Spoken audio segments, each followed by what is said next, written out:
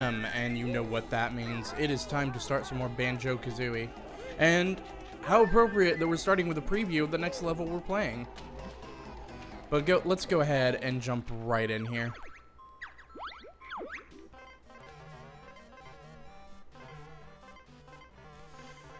Oh, I was gonna be incredibly fucking surprised for a second. Because we're like halfway through the game. And we're still under like 2 hours. That's pretty fucking good. But anyway, let's continue on. I'm really interested to see what the final time of this level will be.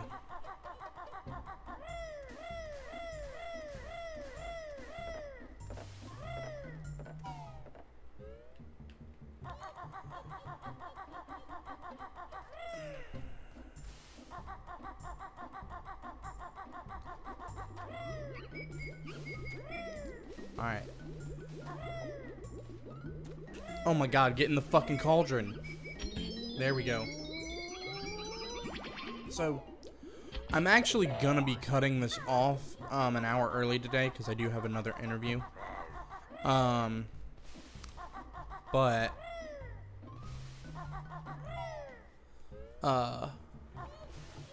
we should theoretically be able to finish this game today. Now, I could be a dumbass and go over... Oh, by the way, you could see that I only have 3 lives up there. You can't see Banjo-Kazooie. You could, like, kind of see Kazooie's face, but it's literally the 3 right above, the resume game thing. This game does not save your lives if you exit out. So, because I did exit out at a point last night after a stream, I lost all my 10 plus lives, so that's fine to a point.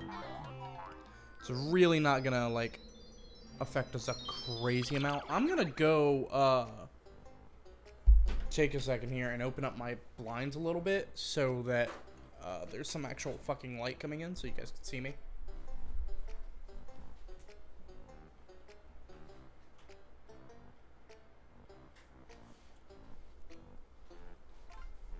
There we go. Does that work? You good now, webcam? You good? It's a little better. I don't want to open them up anymore because I don't want having I don't like having that sort of contrast back there, but alright. So this is Bottles telling us there's only one move here. What Bottles doesn't tell us is this is actually the last move we'll learn in the game.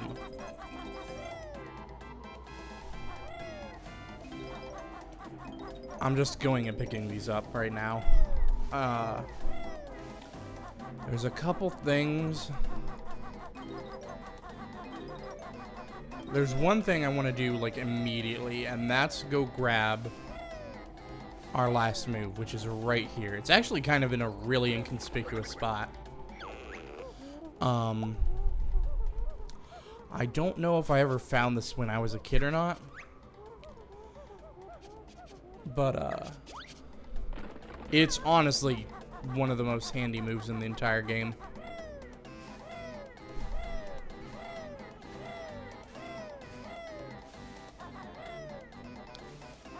But, yeah, so we're gonna go ahead. Wow.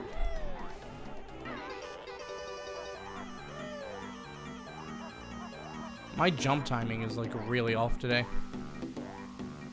Not to say, like, it's something with the game. It's absolutely me.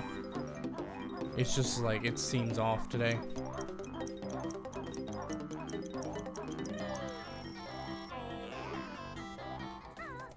There we go. Alright.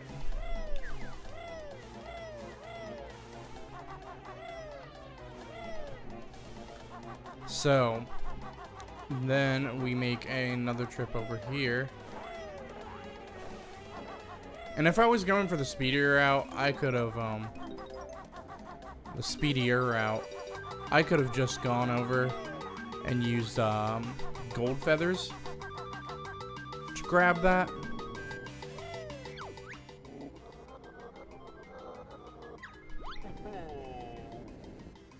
to grab those notes in the sand, but I'm generally not that concerned about it. Alright, let's see how my luck is. Let's test my luck here. This is either gonna go really well or it's gonna go really shit. I got a good start there. Alright. So on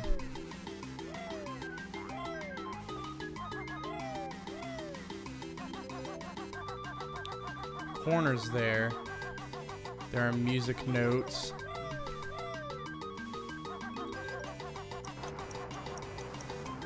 Oh, I almost had it. Oh. I had like the slightest screw up at the top, and literally that's pretty much all this game allows you to have, is just like a tiny little fuck up there.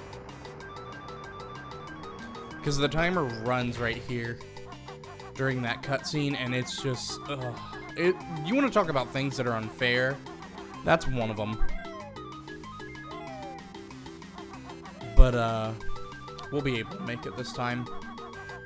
Provided I don't completely fucking flub this. There we go. Now, immediately I should go down and collect the Jiggy. But, if you take a second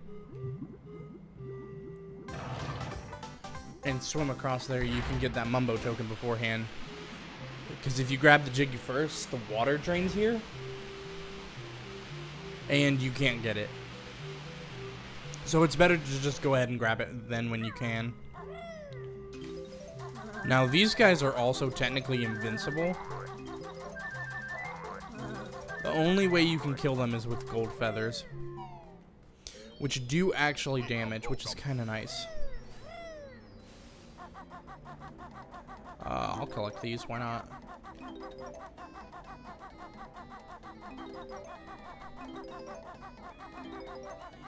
This way I don't have to worry about them later.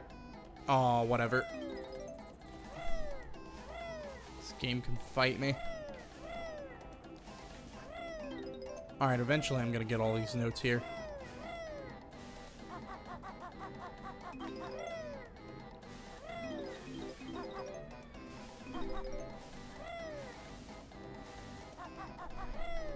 Alright. There we go. Damn, okay. Well, I'll do this. I didn't do it earlier. I'll do it this time. Alright. That was bad. 2 feathers I will sacrifice to get over to Gobi. That's not a big deal. So we're going to see Gobi quite a lot in this level. We're going to interact with him 3 times here and then a few times next level, in a later level. Not the next one. I should be a little more specific with that. So you may have seen the big cactus over by the racing pyramid earlier.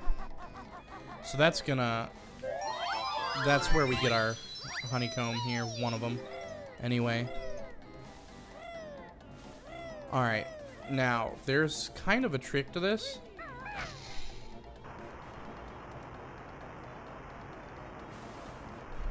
There we go. Alright. And then this is... I'm gonna kill this dude. Like, I'll sacrifice that one just for that real quick. I also want to go ahead and grab these. Alright. Let's see how well I do. It's been a minute since I've done this. Banjo's like down on this bottom row. Yeah, what up?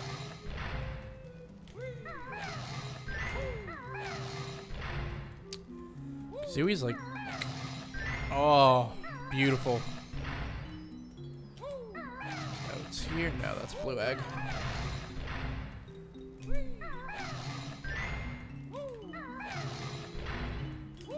Is this Jinjo? No, that's red feather. That's red feather, okay. This is music note. I want to save that for later.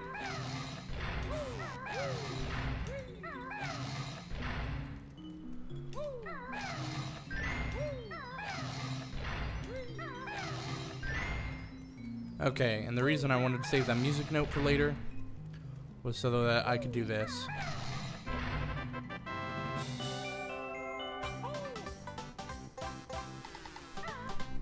Just saves a little bit of time, nothing really major.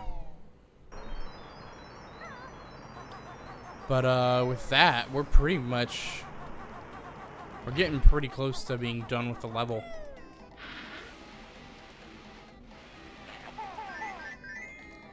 Alright. So there are 3 of these here, and we've got to shoot 3 eggs into each one. And that will bring about the pyramid rising, so. But it gets a little harder every time. There we go.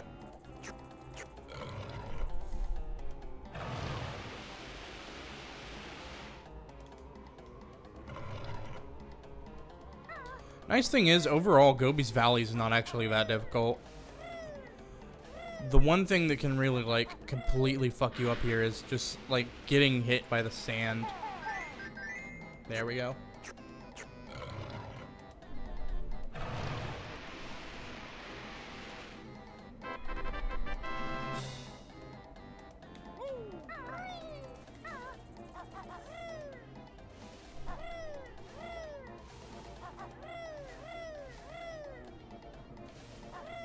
Oh, come on.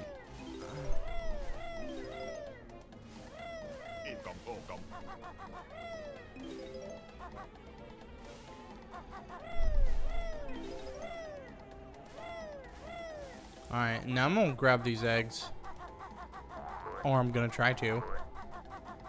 I need them for a couple other things here in this level.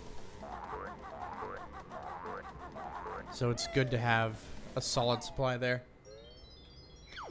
Alright, now this is Sandy Butt's tomb, which is also a maze. And if you don't know where you're going, it can absolutely destroy you, because if you're still in the maze when the clock runs out, that's it, you're done. There's nothing else to it. Like, that's just game over for you. Not like a complete game over, but you will lose a life. Now, there's 2 things we want to do while we're in the maze here. One is we want to come over here, and we want to actually hit the Gruntilda switch. Okay, that's why I couldn't get it earlier. The second is we actually want to get out of the maze. Which, again, is, as long as you know where you're going, it's pretty easy to do.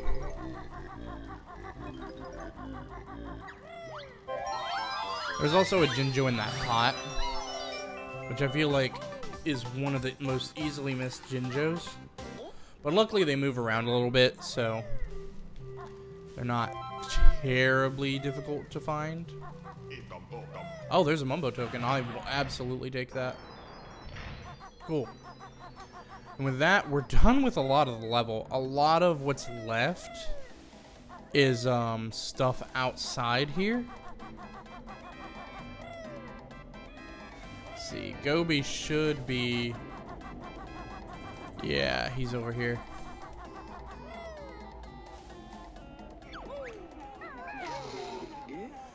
We need to blast his hump right there so that we can get water to... I forget this dude's name. I want to call him Trunker. But dude will give us a Jiggy in exchange for doing that.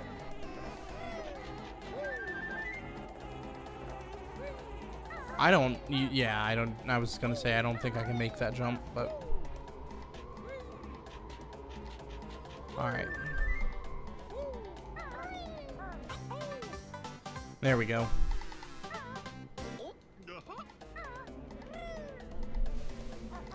Now I'm just gonna take these shoes mainly just for fun at this point.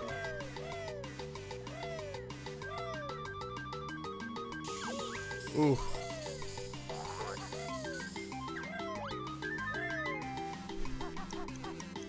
Okay.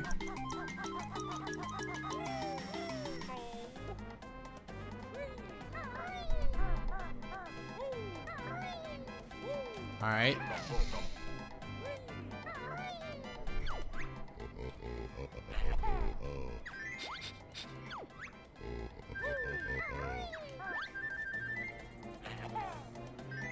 There we go.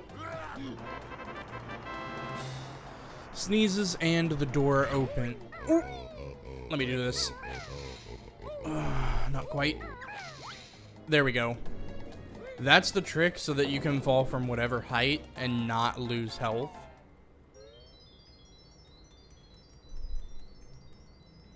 I'll go and grab these. I feel like this level really isn't taking that long. I want to check the time on it, actually. 12 minutes? Oh, okay. I don't know why I felt it was closer to 8, but...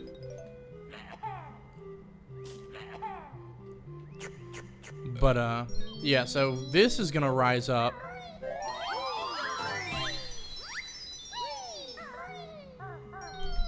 Alright. I don't know why I fired 3. I didn't need to.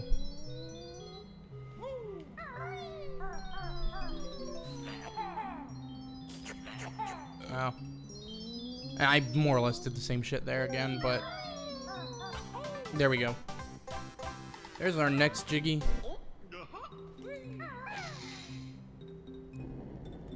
There we go.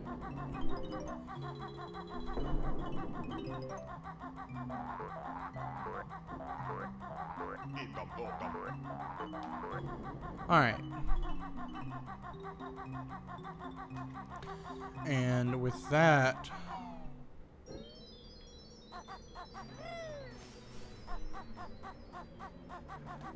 we're gonna come over here.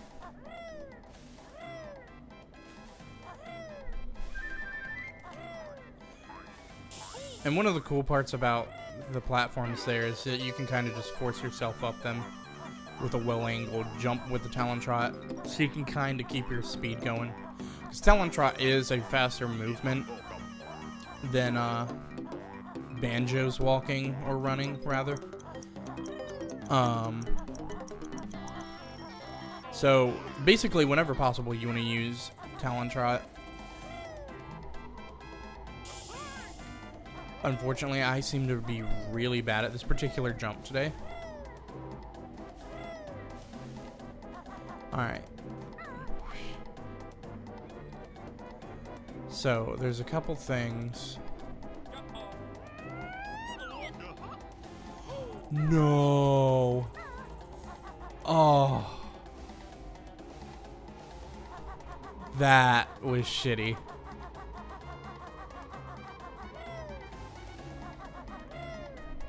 Alright, I at least made it once. Oh no. Oh no. Take the boots. And walk around that way. And then I'm gonna go grab some health.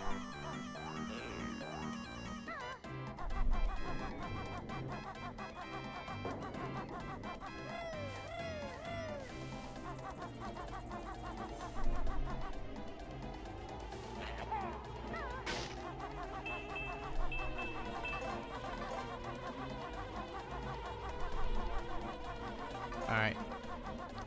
There we go. Again, not normally something I would do, but in that particular case, kind of very much called for it. Oh, come on. There it is. Oh my god. Alright, I'm going to stop trying the Talon Trot on that second one. I'll do it on the first, but I'm not doing it on the second anymore. I'm just having, like, the worst luck with it.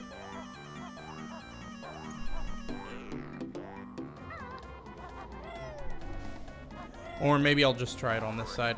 I almost fell into the thing.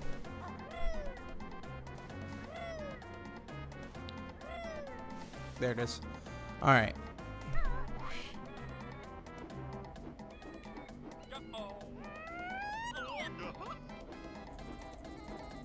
Alright. See if I can make this.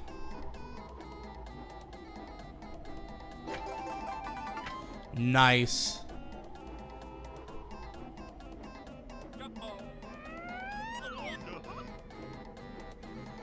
Alright.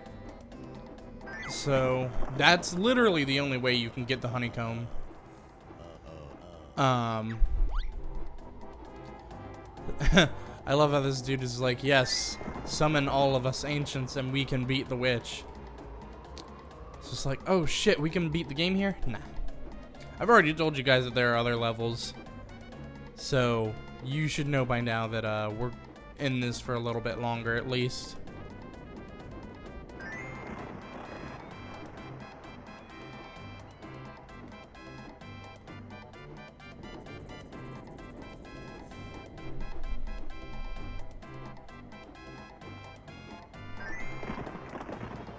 Alright, and there's one more back here.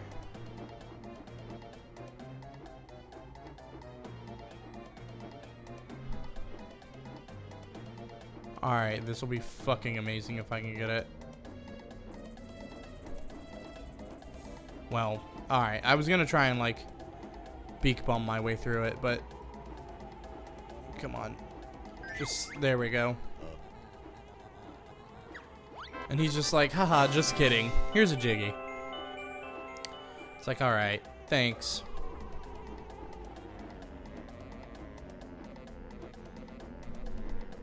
So I'm gonna try and pick this up without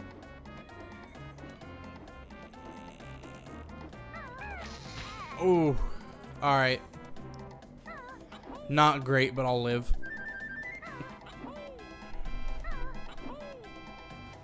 I just want to make sure I get this Jiggy before I die. That's fine. I can die now and it won't have any major consequences.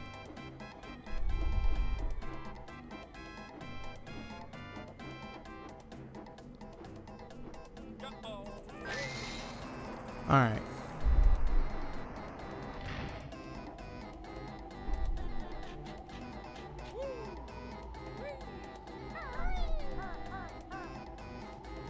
There we go. Alright, now we got a few more notes here. This is going to be almost all of the rest of them.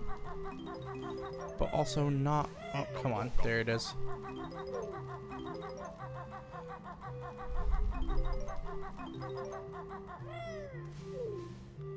Alright, and the thing we want to do here...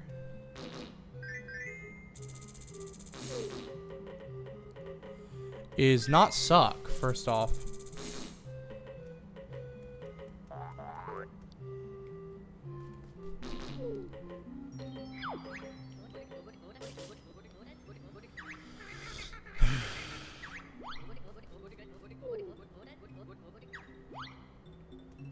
Alright.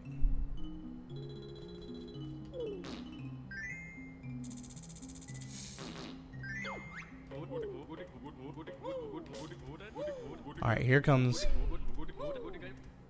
There it is. Okay. That's usually, like, the difficult part.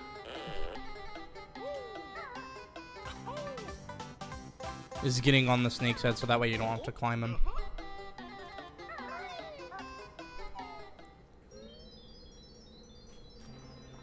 I'm trying to figure out where the... Is it a Jinjo? I'm missing a Jinjo.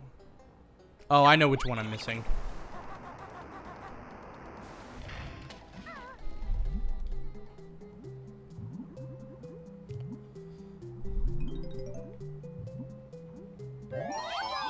There it is.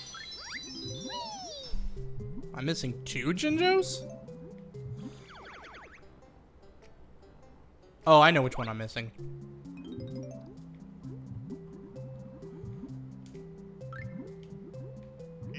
I was about to say, what fucking Jinjo am I missing?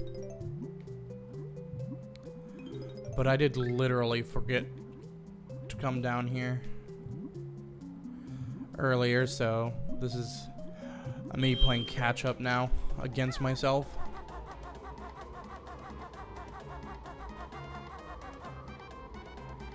Alright. And then the last 4? 5, I guess, are over by Gobi. At least they should be. 1, 2, 3, 4, 5. Yep.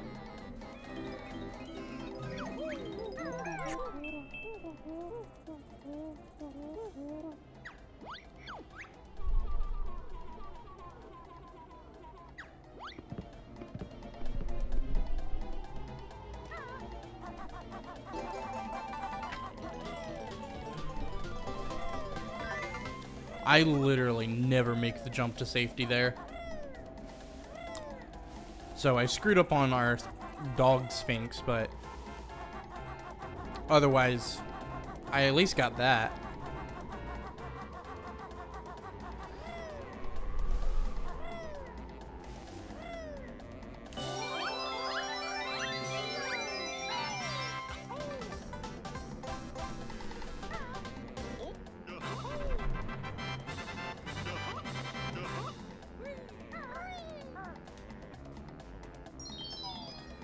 There we go. Alright, how long did that take? 17 minutes? 23. Okay, yeah, I was definitely off. That's fine. But we can go finish Freezeezy Peak now. So that's good.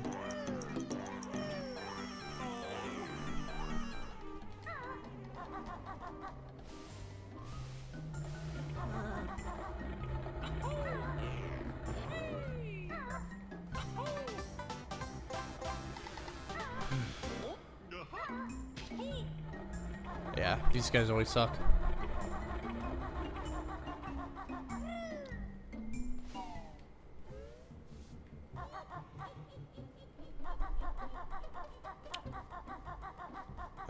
Oh yeah, wait.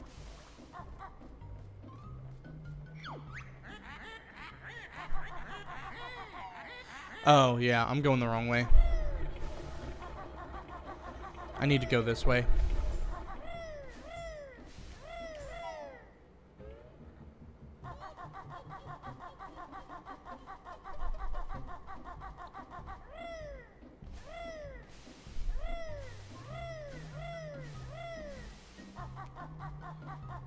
I guess that's Mad Monster Mansion switch then. That's fine. Okay.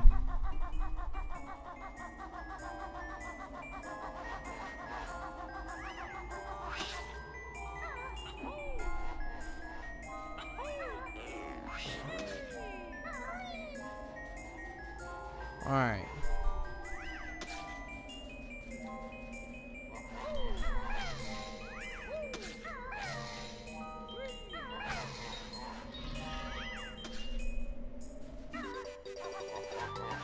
So you have to be like stupid quick here.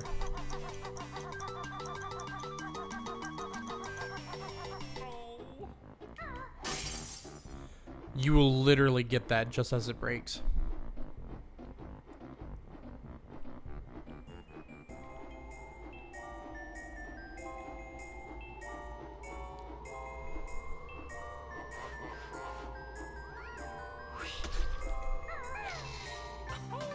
There we go.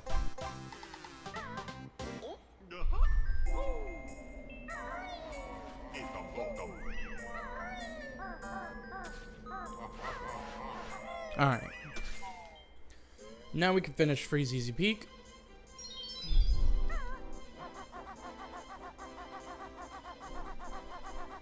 Which is like literally just gonna include a race with Boggy. And a quick stop over to Waz's cave.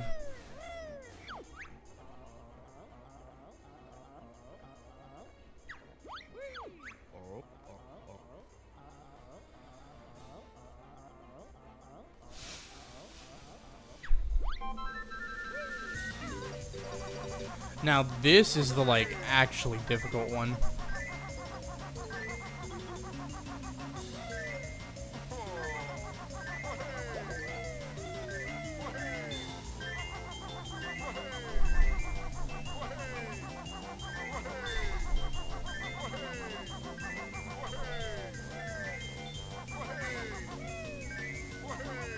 So if I get knocked into the water, like I literally almost did just now.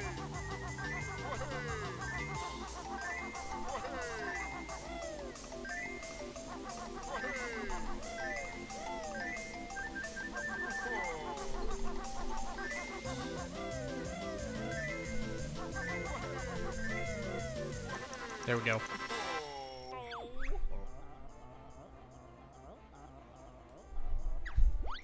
And only now, after losing 2 races, is Boggy like, well, I guess I'll go look for my kid's presents, like, you know, a responsible adult or some shit. This was like, motherfucker, really?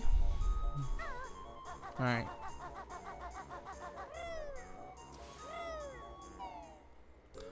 And now we come down to Waz's cave.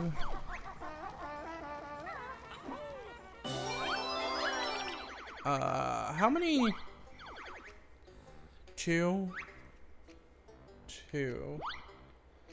I haven't missed any, right? I'm making sure I haven't missed any extra honeycomb pieces. 2. Okay. All right.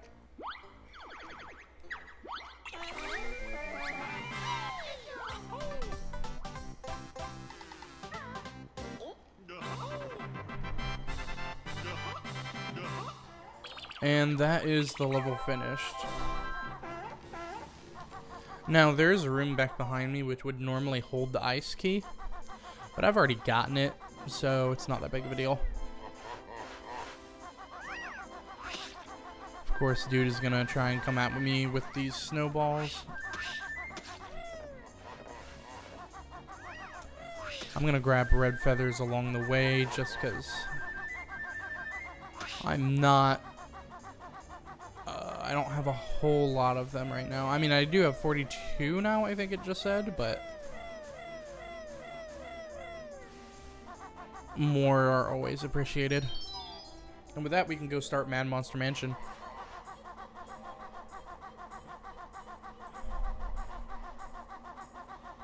However, we do have to go unlock it first.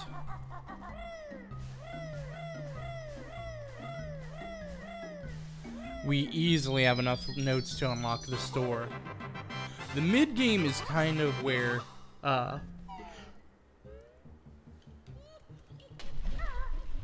difficulty in terms of progression to levels backs off a bit. But difficulty in terms of levels ramps up. Alright, wanted to grab that. Cause let me think. Yeah, we've only got 3 levels to beat after this. At this point. Mad Monster Mansion, Rusty Bucket Bay, and Click Clock Woods.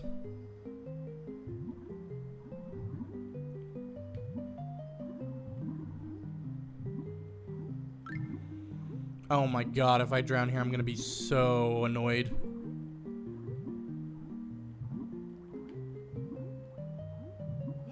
Okay, I lived.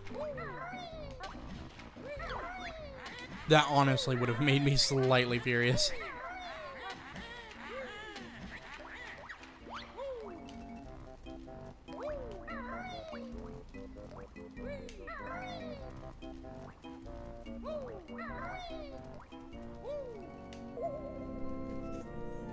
Alright. And again, easily enough jiggies to get through there.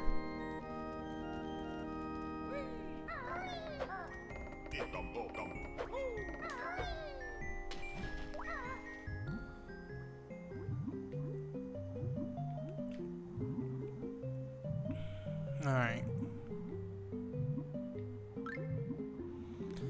Now we're just gonna carefully progress through.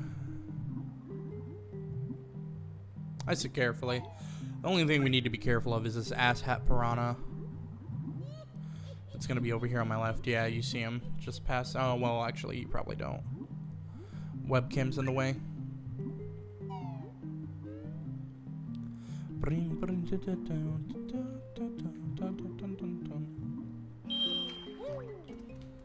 Alright.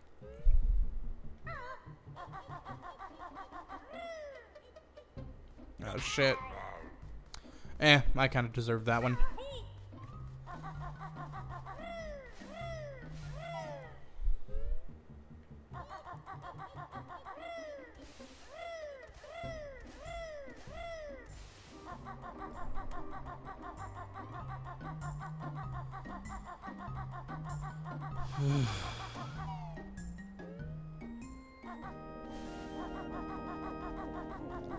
Alright, so there's one thing we want to do before we actually head into the level here. And notice that the enemies don't spawn until you enter the level. Grunty tells you that it's essentially when you open a level that happens, but it's not true. You have to enter the level first. Okay. And I think it's like vaguely assumed that they come out because they're chasing you. I'm not 100% sure, honestly. Alright, now this level's gonna take a minute.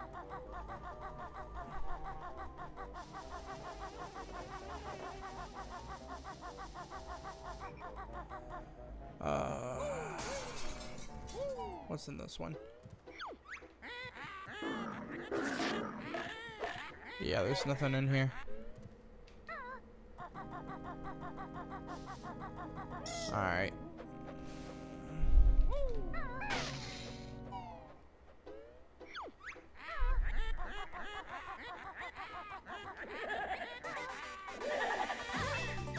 The only way you can kill those ghosts is by, there's our Jinjo.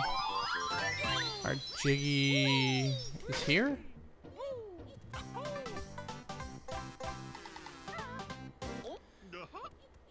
And there's a Mumbo token. Oh my god. That was fantastically annoying. I'll take the feather, absolutely. There's a Mumbo token in one of these. There it is.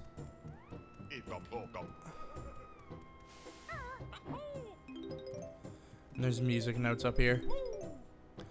The open casket that we passed, this is where you would get a stop and swap egg, but again, I've gotten it already, so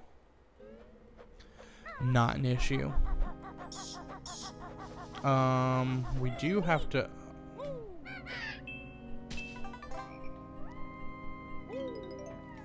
Alright. We do have to do a couple things here. We need to smash each of these windows open on the upper floors, so that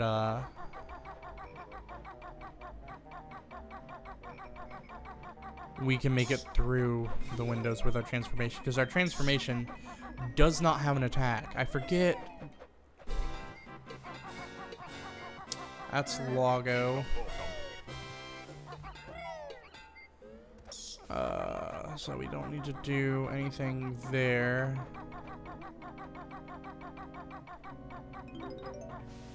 Let's try this one. And okay, this is under the floorboards.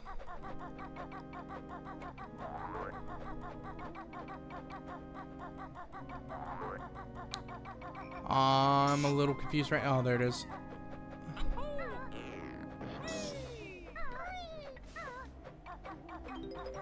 I'm gonna say, I know for a fact that,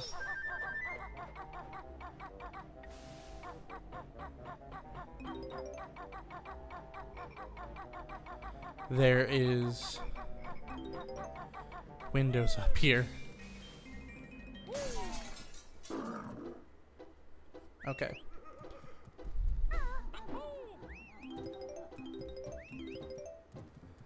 That should...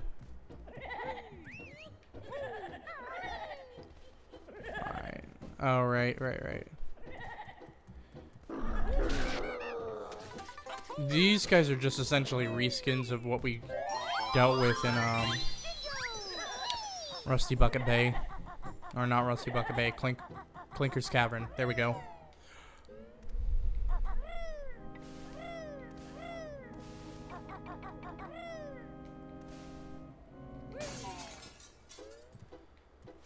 Alright.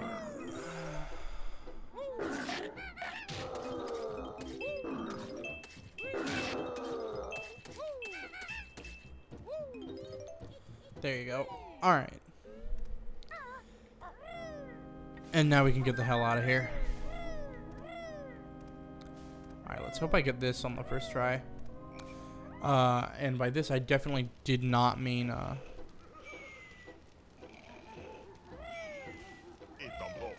There we go. Alright. I should be good now.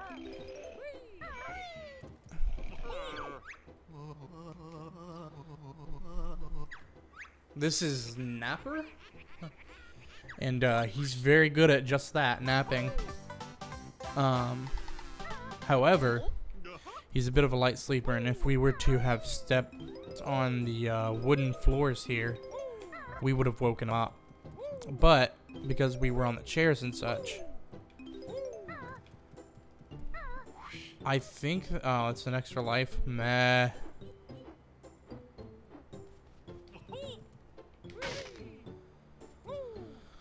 Okay. There's one more window over here. I don't remember what it leads to. And it's better to check. Alright. Then, okay, that's just feathers. Let me get some water here.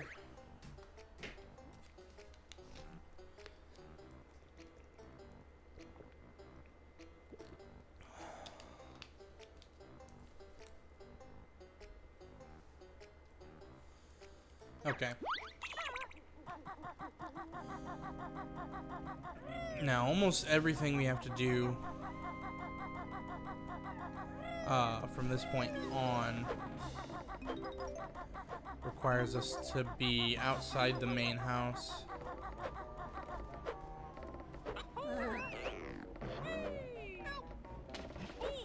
Oof. So that water is actually harmful to us.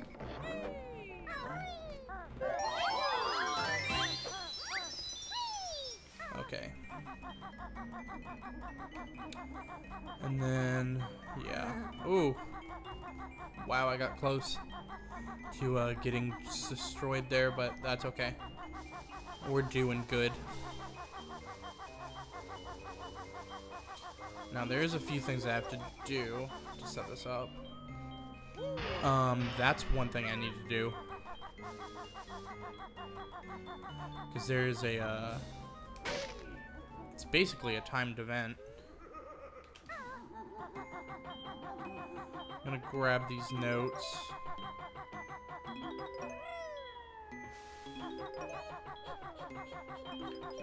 There we go. Notes are grabbed.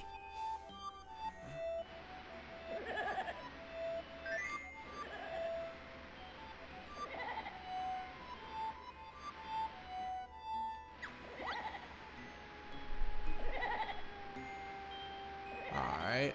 I guess I'll do it this way.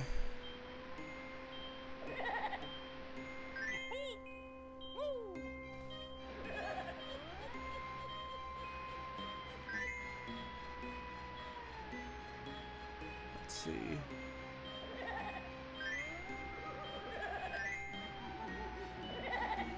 Oh, let's see if I can make it in here. Ooh, nope, that wasn't gonna happen.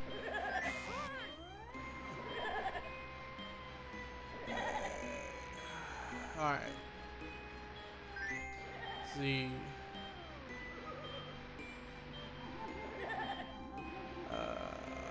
Oh. Oh. I. E. Fantastic.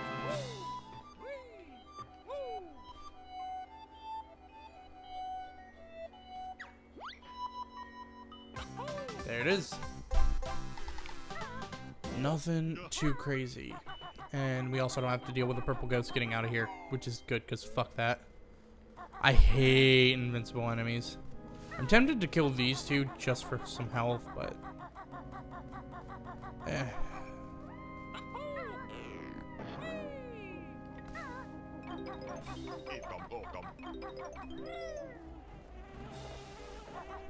I'm gonna take a second and go around and grab this hive here.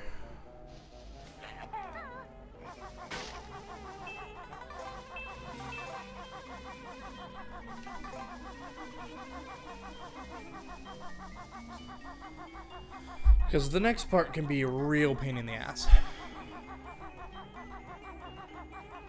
It's one of the few spots in the game where I'm actually genuinely scared of dying.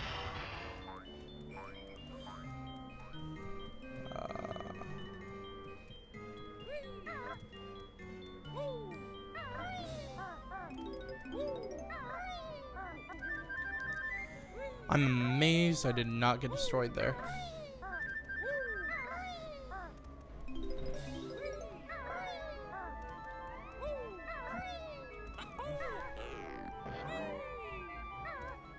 Alright.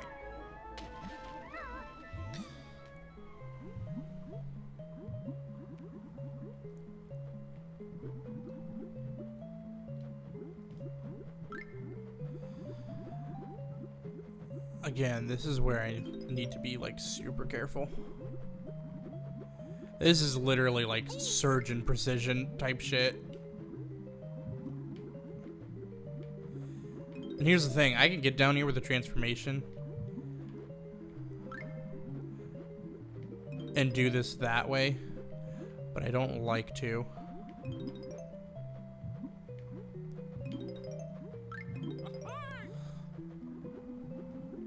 You have to be careful though, because you can get juggled here and die. I tried to do it in one trip, but we took a little while on the initial bit there, so. Ooh.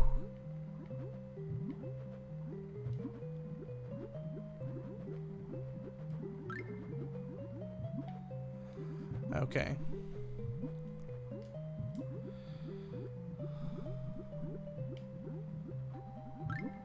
There it is. All in all, that wasn't bad.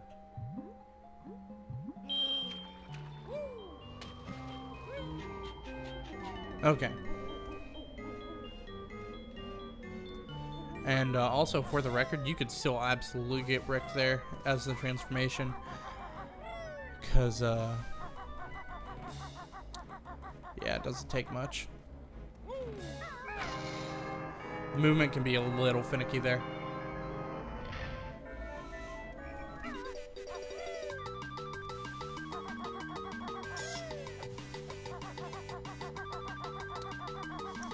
Alright, and oh, okay.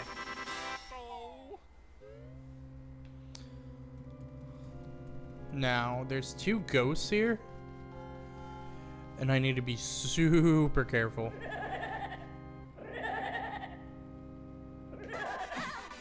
There.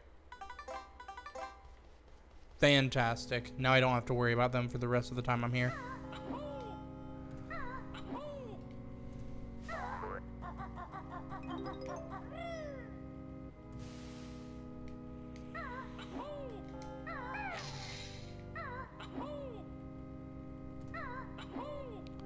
Alright.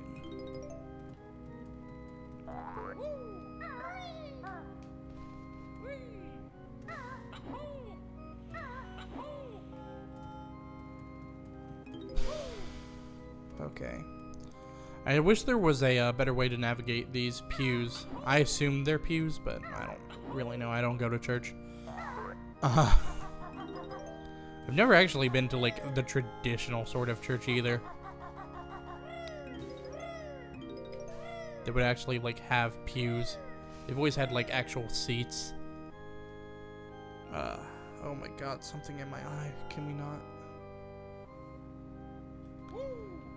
Alright.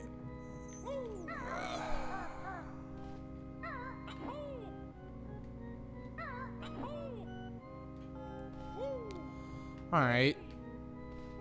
I'm having the most difficult time in the world getting up here. I am literally having the most difficult time in the world getting up here. There we go. Alright. So now we come up here. And this is Moat's End.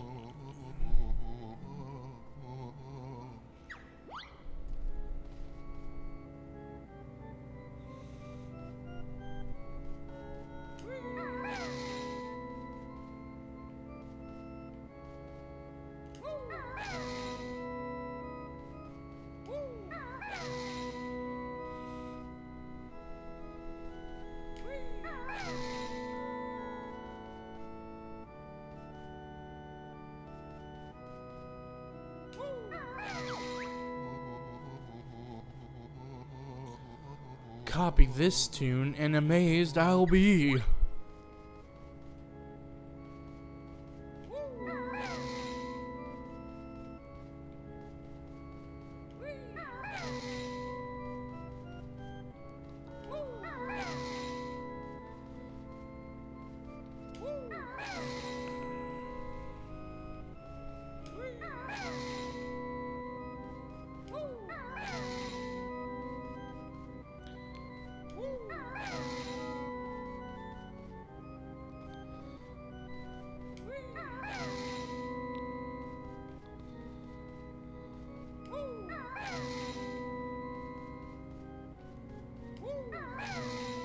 There we go.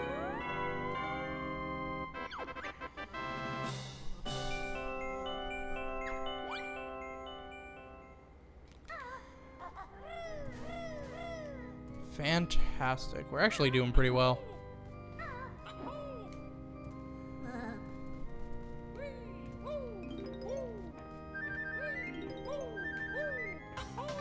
We basically, at this point, just got to make sure that we don't die while we're in the transformation. And we'll be set if that happens, but...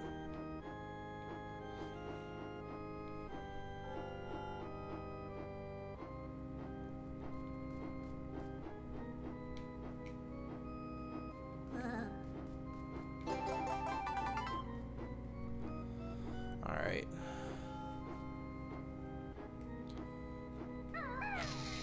I missed the switch, but that's whatever.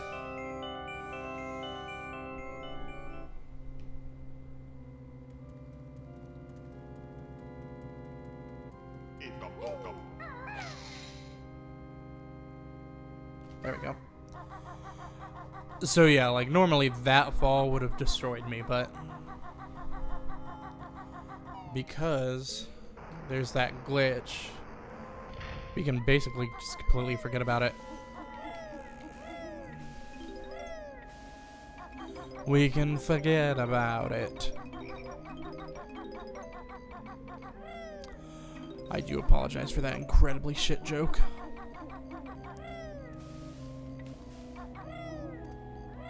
Damn, chat is fucking quiet today.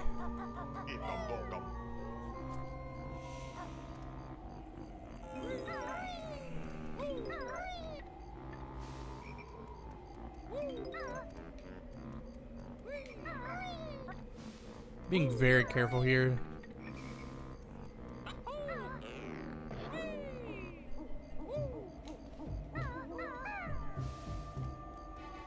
Alright, let's try this again.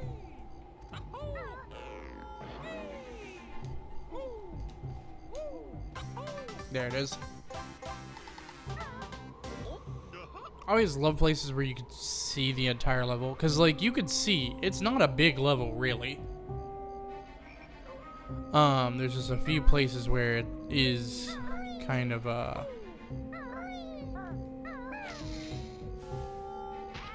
alright.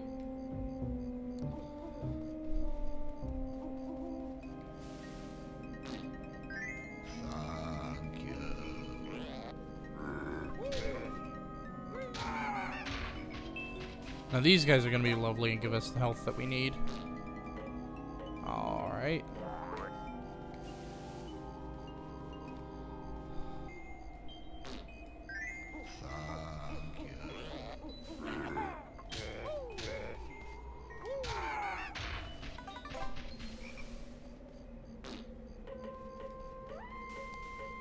Not even gonna try and pursue that egg. Grab the token.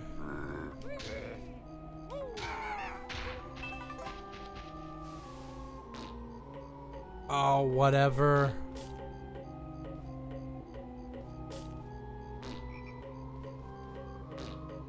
There it is.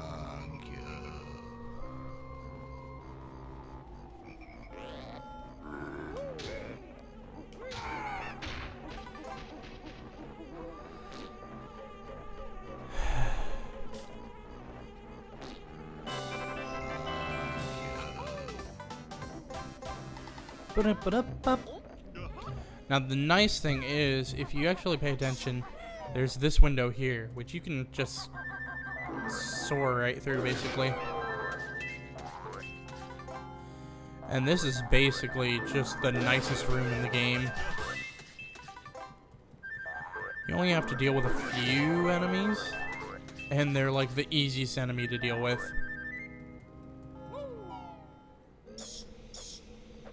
And it's basically just a really nice restock room.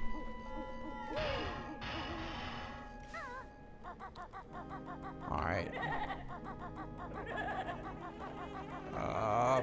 It's not entirely the way I wanted that to go. Alright. There's our last Jinjo.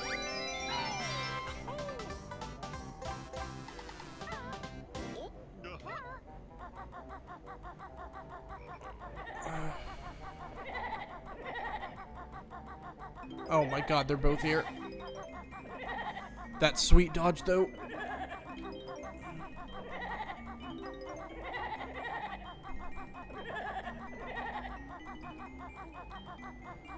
I don't think there are any more. Yeah, okay, we should be good. Carefully get the hell out of here. Oh, fuck. Okay. Okay. Should be good to go for the transformation. I don't think.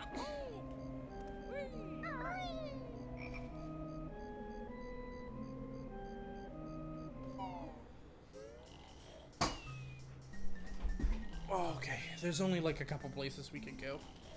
Still. There's one note. There's two notes. I forget if there's anything up here, but I'm gonna check. Gold feather? I'll take it.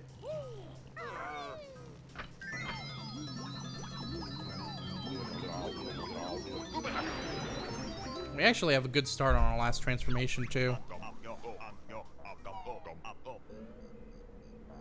The last transformation takes 25 tokens, which is a really kind of obscene amount, but because we've been pretty diligent with collecting tokens, it's actually not bad. We're already at 12, so we're already just technically under halfway there.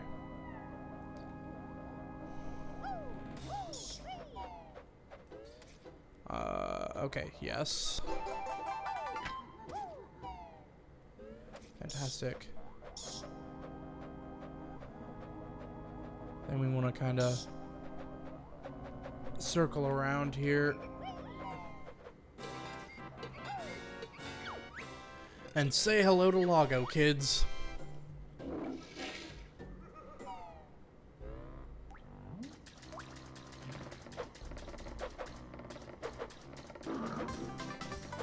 There's our 9th Jiggy. We got one more, and let's hope I don't fuck it up, because this one is honestly amazingly easy to fuck up. 94, okay. Okay.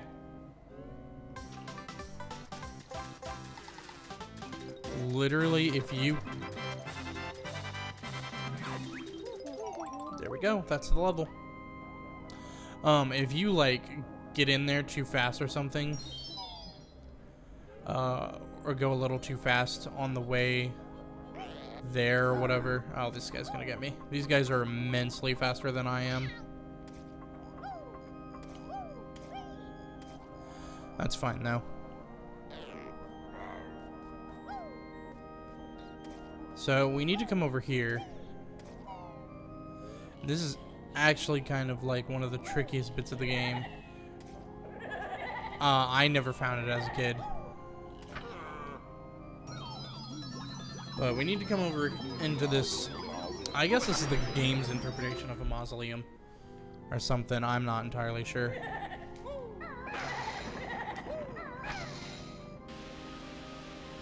But that raises the water level. so that we can get to the next section of the game. Alright. Have to transform ourselves back again.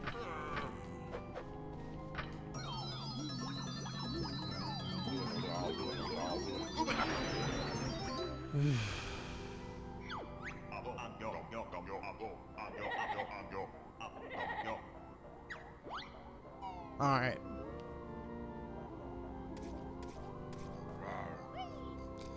God, I see this, and all I want is pumpkin pie. Emily, how you doing? Glad to see you in here. I think you're literally probably the first person in here. You're definitely the first person to say something in chat today. But yeah, how you doing? Tiny pumpkin banjo. Yeah, hopefully we'll be able to finish the game today. I'm gonna have to cut the stream off at 5, but I think we could probably beat the game before then, and if not, we'll get really, really close.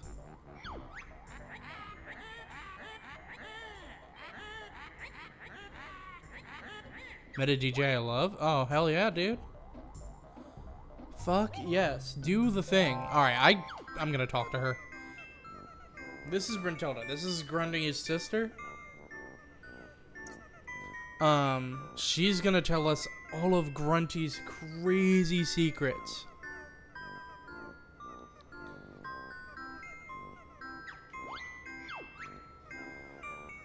Bedroom has smelly socks. Okay.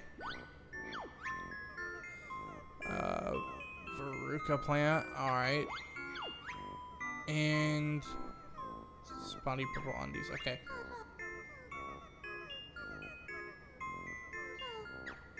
It's really funny because I don't think we see her ever again in the Banjo-Kazooie series. Who is the DJ? I'm probably not gonna know who the DJ is, but fuck it, I'll ask anyway.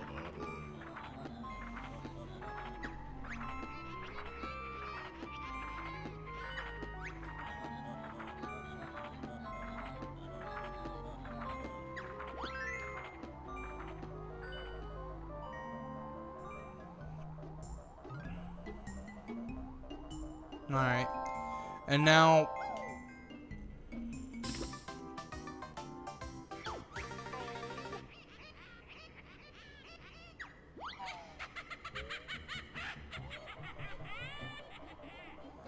it's a lot easier to do that than actually try and cross that path again. It's also faster, I think, so...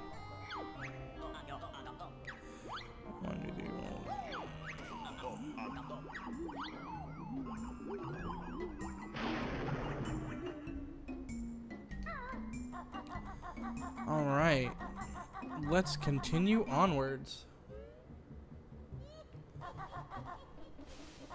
Did I get the Switch in Mad Monster Mansion? I'm genuinely unaware. Yes, I did. Okay, we're good.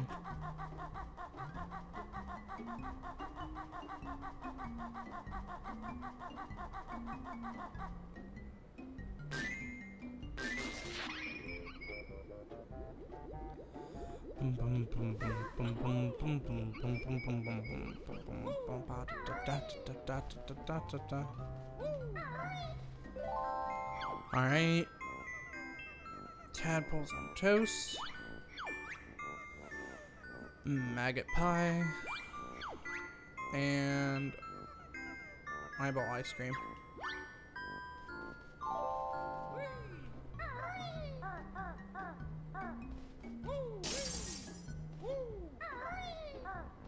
There we go. Alright. But yeah, Emily, I'm glad you are doing well. Glad you got to meet a DJ that you really, really like. That's always a cool thing to meet somebody who,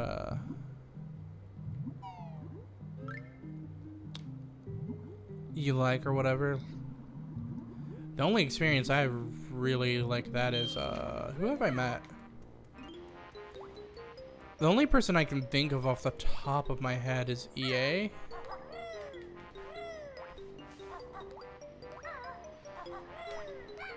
Okay. There we go. That's what that trick is. Alright. I'm gonna try this trick. Oh, I almost had it. I just had myself aligned wrong. Rufus Du Sol. I've never heard of him. But then again, I'm not big on like EDM and DJ music and things, so it's not really my thing, but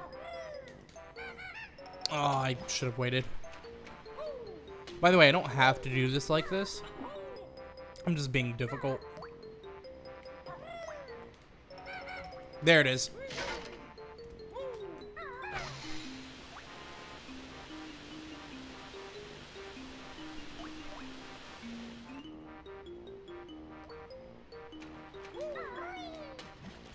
Yeah, I might as well grab that.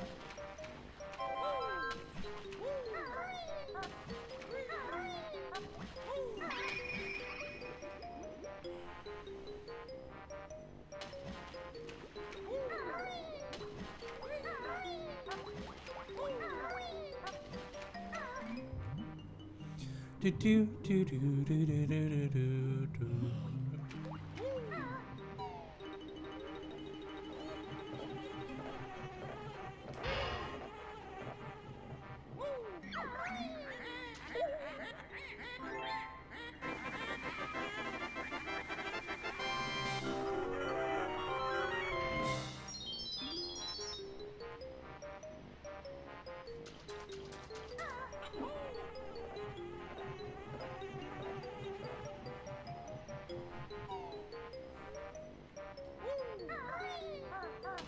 Alright, now comes my, like, literally most hated level in the entire game.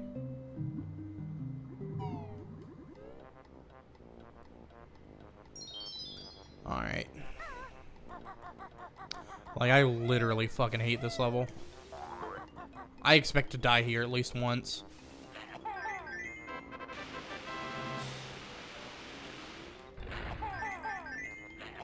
Alright. Ow.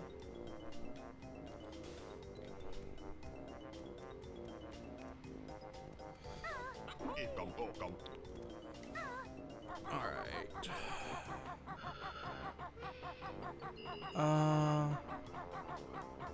Yeah, I'm gonna handle this first.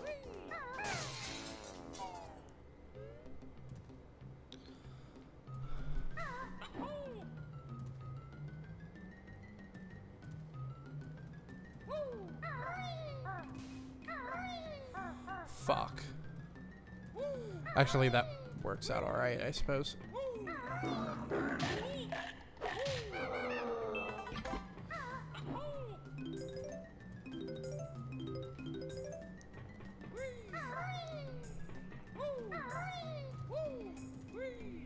So, the interesting mechanic about this level is that essentially from now on, at least in this level and the winter version of the next level, because the next level cycles through different seasons, but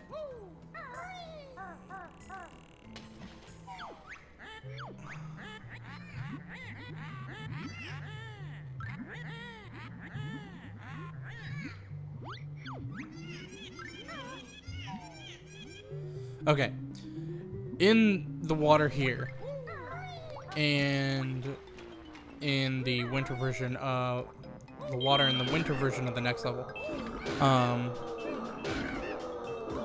you will lose health just by being in the water, whether or not health, but rather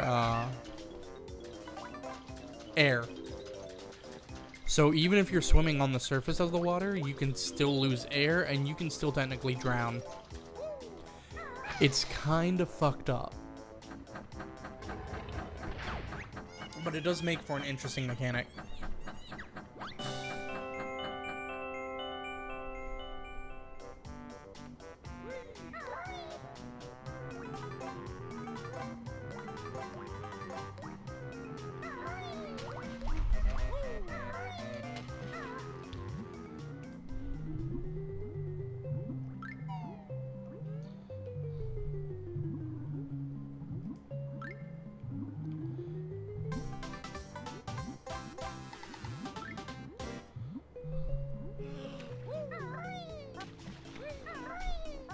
And then on top of that, in this particular section right here, we have Snacker.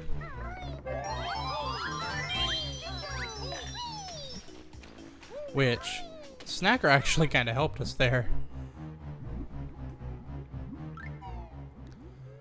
Alright, now this I think is the only area in this particular level where there's actually like fresh water. Alright.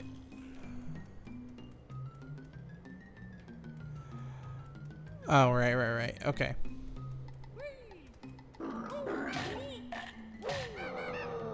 Dude, sometimes these guys get me, and it's the most bullshit thing on the planet.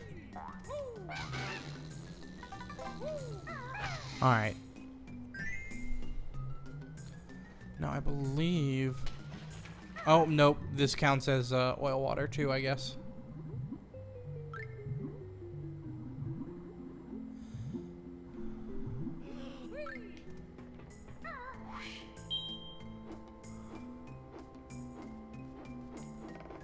Oh, I missed it. Alright, I got it there.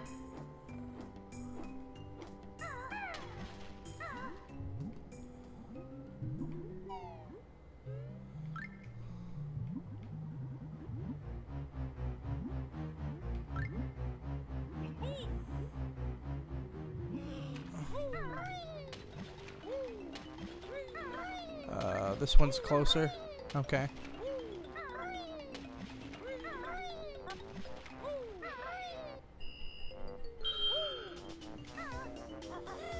Alright, now I gotta go grab these notes, and I don't want to fall here.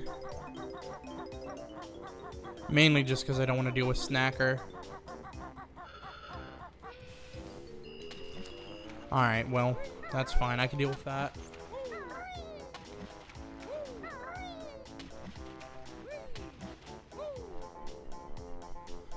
Alright.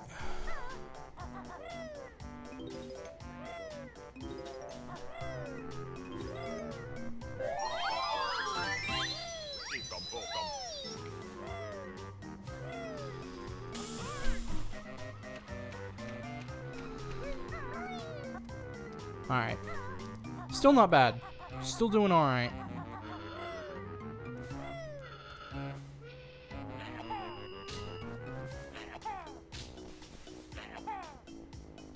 There we go.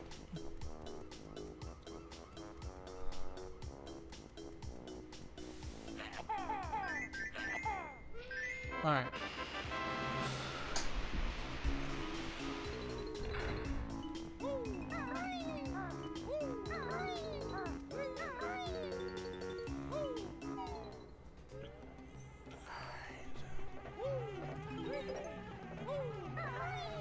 Now, if I'm smart about this, which hopefully I will be, if I decide not to suck, basically, I will not have to mess with this beehive here. Oh.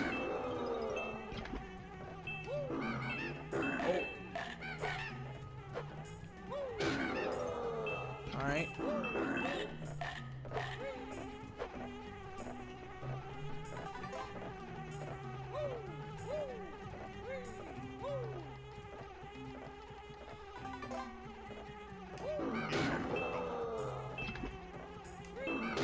Alright.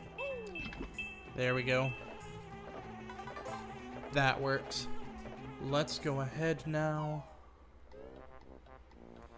Continue on over this way. We've got this to head into. The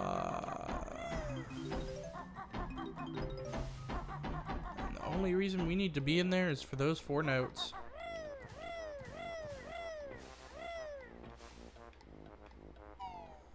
Alright.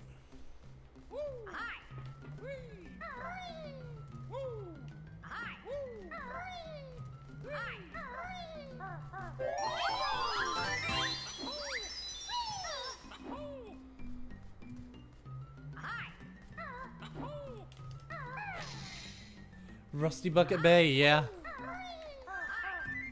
How you doing, Vortex?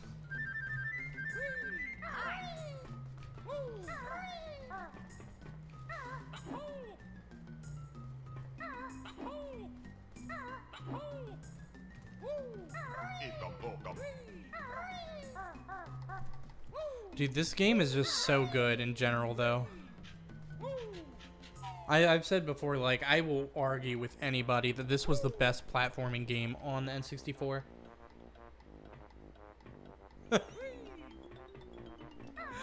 Well, I appreciate the follow. Thank you. Ooh. I think the only argument, honestly, against this game being the best platformer on the N64, or really of the that console generation, is Banjo-Tooie. A lot of people will be kind of... Yeah, it is honestly possibly the best 3D platformer to date, yeah. I would argue that, Vortex. The only argument I would kind of use to potentially counter that is Banjo-Tooie. Alright, let's do this.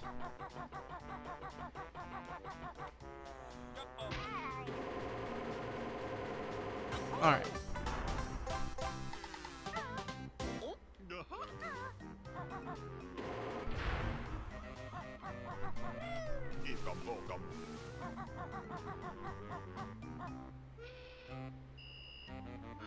We don't talk about Banjo-Tooie. That doesn't count. What are you on about? Banjo-Tooie was great. I'm not talking about nuts and bolts. I'm talking about Tooie.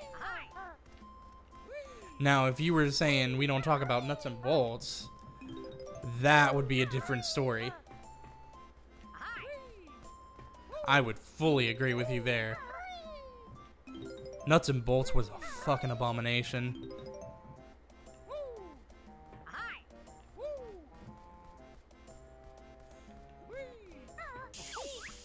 I'll take the hit there. I don't care.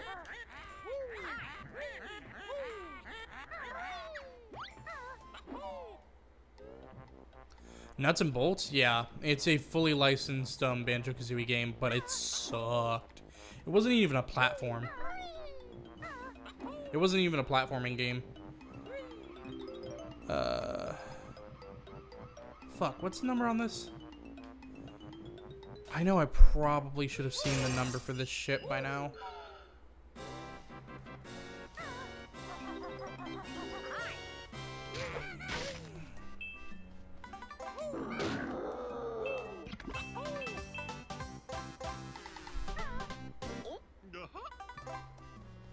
I want to say it's 213111. Yeah, basically, it was a Banjo-Kazooie game without the actual elements of Banjo-Kazooie. It's 312111. Okay. See, I was thinking it was 213111.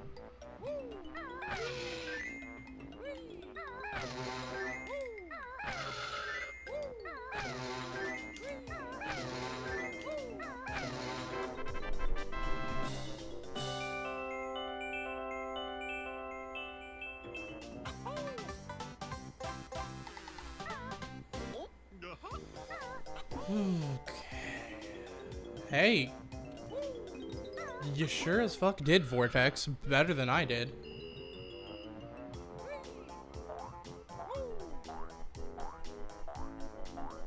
But yeah, Vortex, man, how you doing? Or lady, whichever. I never know who is who. Sometimes I can tell by the way people talk, but not always. You're someone who doesn't really... whose mannerisms and speaking doesn't really depict either or.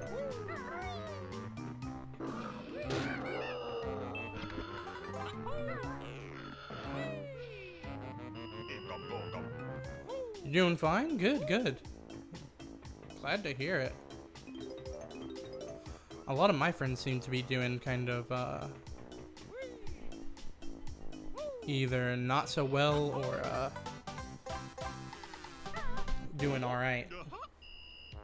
Okay, cool.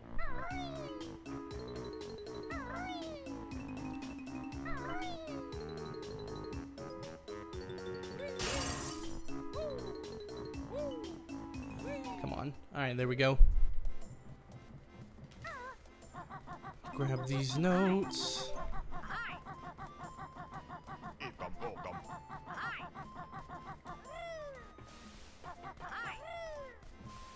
I always forget which window it is getting back out of there.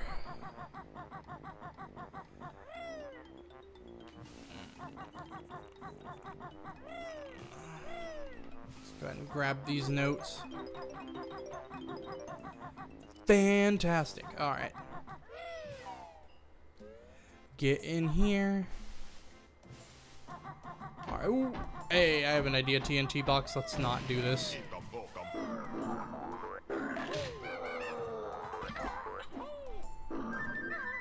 Why did I do that? Yeah, I didn't think I could do that, but I figured I'd try.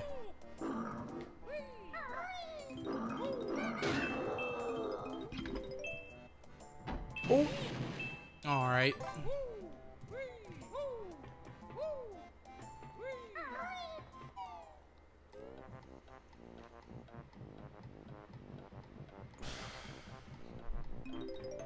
Might as well grab these notes. Because I have sort of forgotten them before. Like, I'll remember that they're there, but not until, like, the very end of the level. Shit. Only major gripe I have about this version is the notes. I get having them be collected when you die, but maybe have them come back every time is either an option or you get on. Yeah, I can kind of see that. It would be really nice for like people who speedrun the game, or just like to plan like routes and shit through it. It would kind of help, like, oh well, I need to go do this. So, to that end, I can kind of agree with you, yeah. Alright, I don't want to head down there yet. I like the challenge of it, yeah.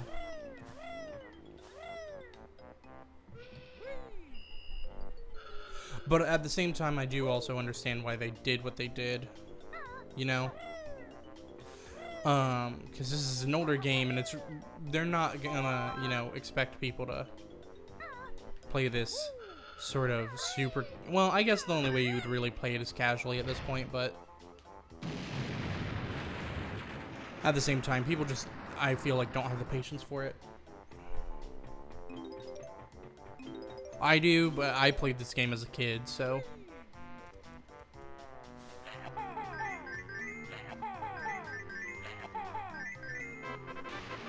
Alright.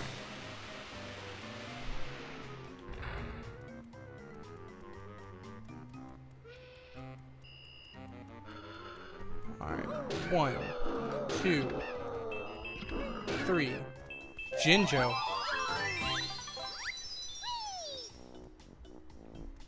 Yeah. Oh no! Oh my god. I would fall there. Oh my god. And like the nearest ladder's like all the way in. But fuck Egypt, of course. Yeah, speedruns of this game are absolutely insane. I kind of plotted sort of my own speedruns of it. Conga is also bugged heavily. Is he? Oh yeah, that's true. I think I've noticed that he is a little bugged. I just figured that was nothing super crazy though. So I would like occasionally fire eggs at him, and he wouldn't register the hit until I would like step off the platform and then back on.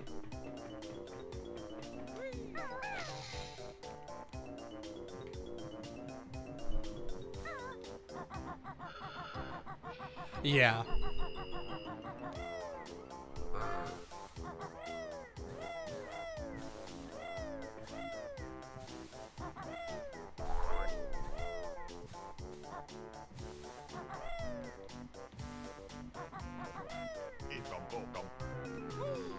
All right.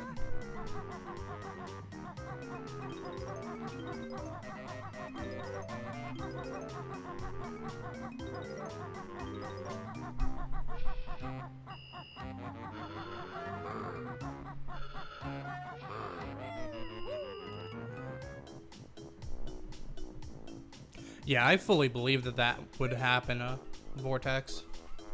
I think I've done it myself, honestly. This is easily the smallest map. Is it? I feel like, either Mad Monster Mansion or, Mumbo's Mountain are technically the smallest, aren't they?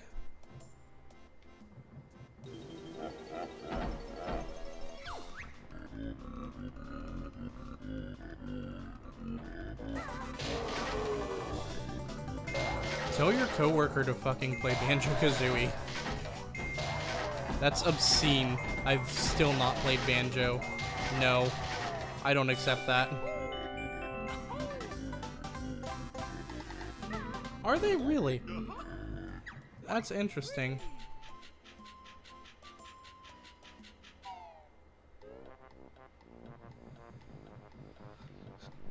I never would have thought that, honestly.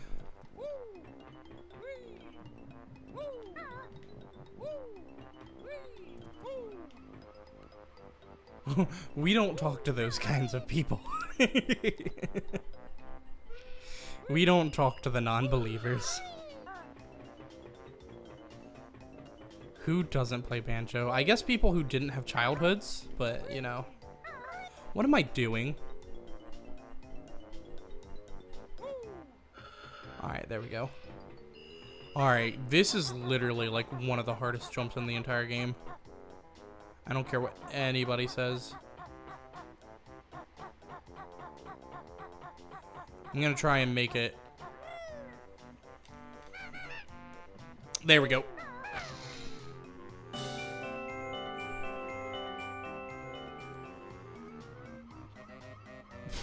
Sad sacks of boring horribleness, that too.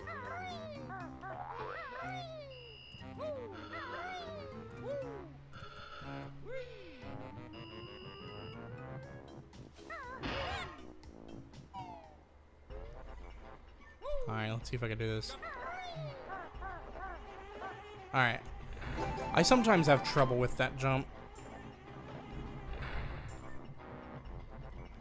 This is honestly the room I hate the most in this entire game. This one room is awful.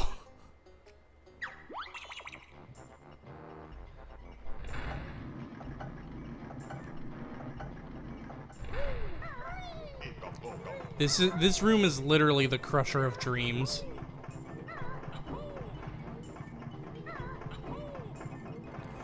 Oh no!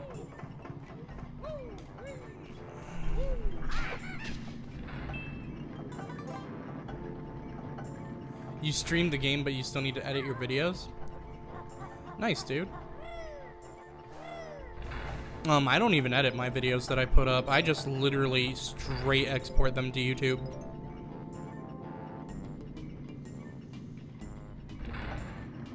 All the way up to Mad Monster Mansion. Very nice. Very nice. Yeah, I'm gonna go this way.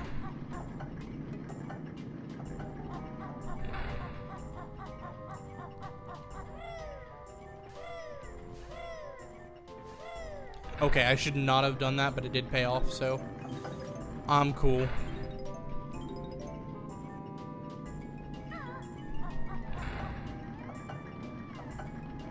Yeah, we literally just ran through Mad Monster Mansion before he got here. Actually, let me see the time I did on it.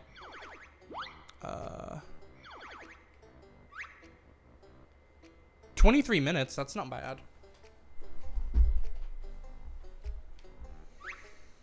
Yeah, I'll show you all my times for the levels. 23, 23, 21, 21. Wow, wait. Wow, 21 exactly.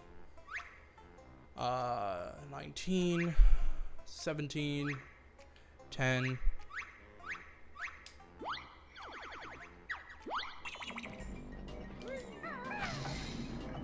Is there a reason for the timing? No. Just to show you how much time you've spent in each level, more or less.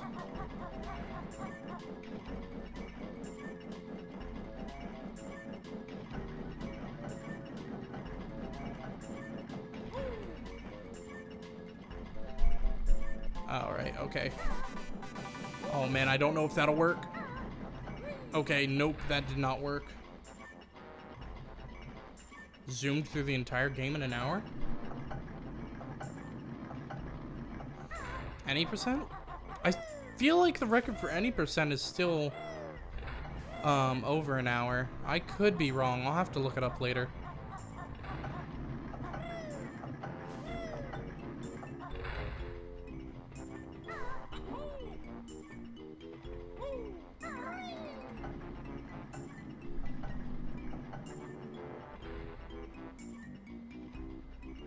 $52 Jiggy practice run, yeah.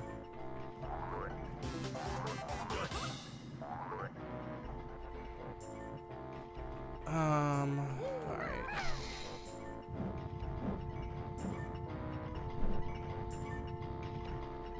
Let's see. Alright.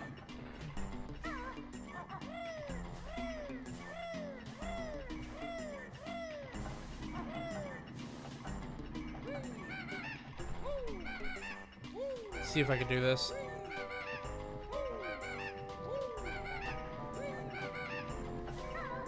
There it is.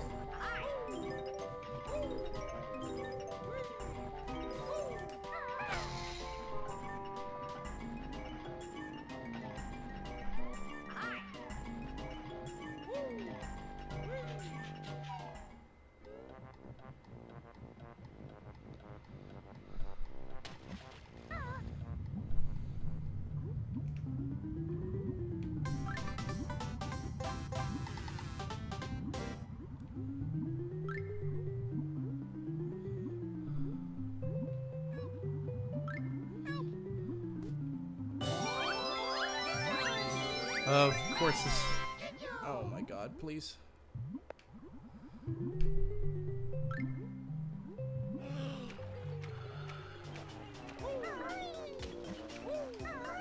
Oh man, the chances of me getting to this. Ooh.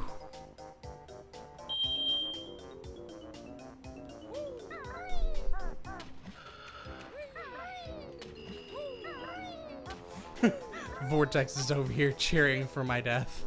Do it. Die.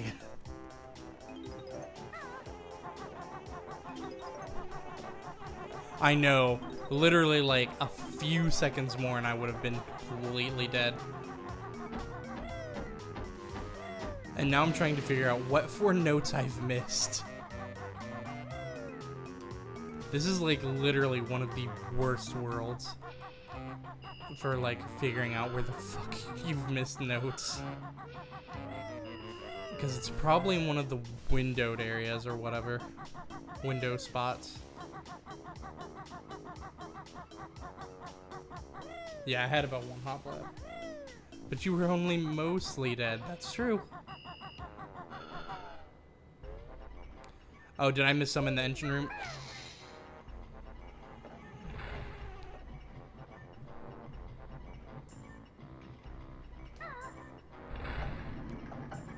I wouldn't be surprised if I did, I'll say that.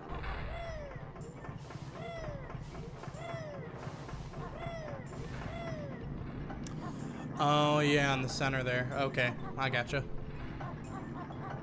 Yeah, no, I knew I missed the Jiggy back here. I didn't realize I had missed the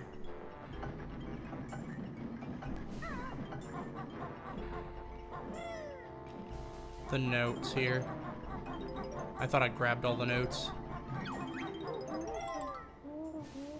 There we go. That should be every Jiggy. Yes. Fantastic. And it should also be... Okay, yep, got the honeycombs too. Cool, I can take the easy way out of the level too.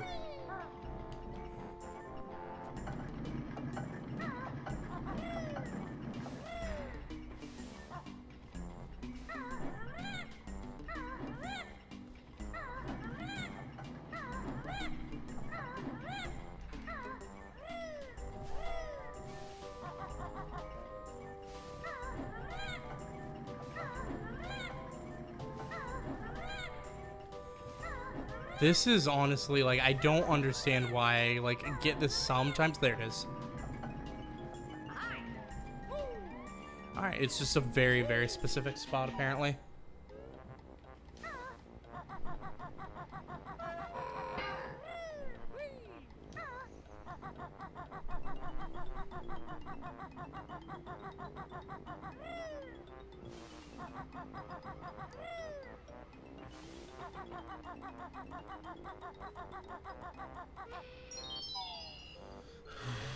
Okay. Let's see, what time are we at? 2:37? Yeah, we should beat this game before I have to get off.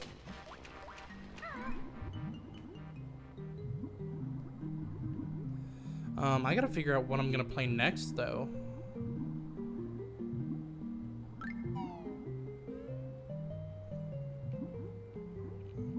Yeah, hello. Yeah, everybody says that they, like, never really notice that the cam is there.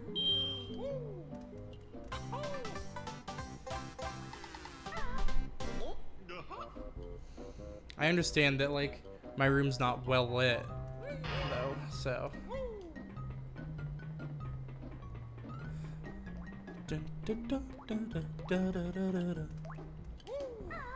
Alright. Oh. Blast cores, maybe? I actually don't have the rare replay. I'm playing this on the 360.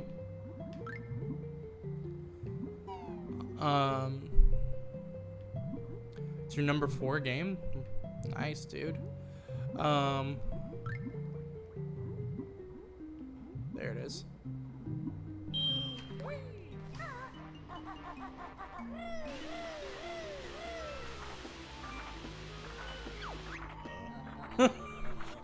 Farm simulator, goat simulator, simulator.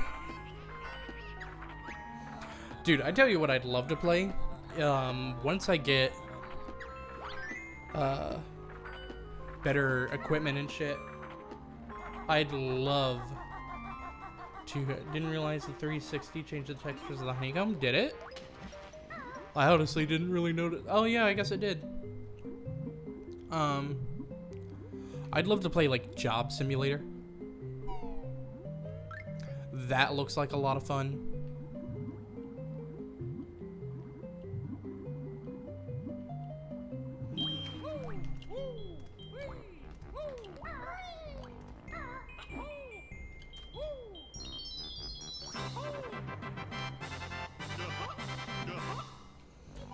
Yeah, I'm trying to think. Symphony in the Night, I have it, but I'm honestly super shitty at Castlevania games.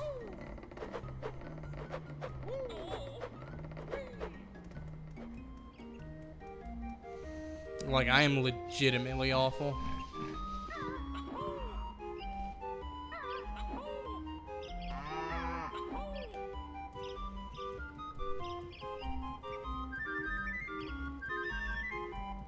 And I don't know why. Like, it makes no sense for me to be bad at them. But I just kind of am.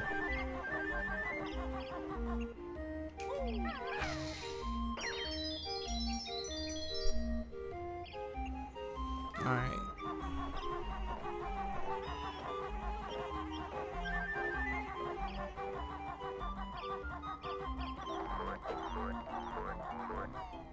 I might play a Castlevania game at some point, though. I'm definitely not opposed to it at all.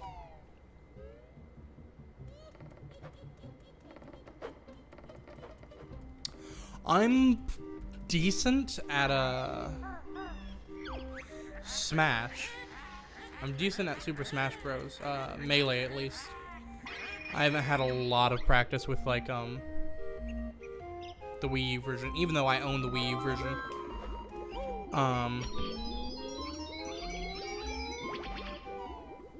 But that's really the only fighting game I'm any good at. I used to be really good at Bloody Roar Primal Fury. I think I played the wolf and the rabbit chick.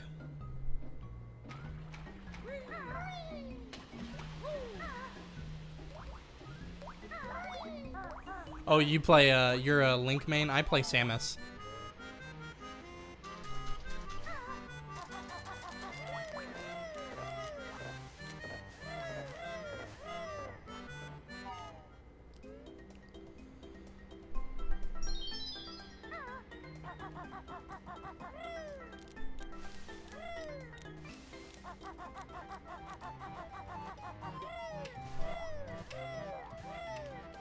Dude, Samus is my girl. Normal. I'll play some Zero Suit, though. Zero Suit's also a lot of fun.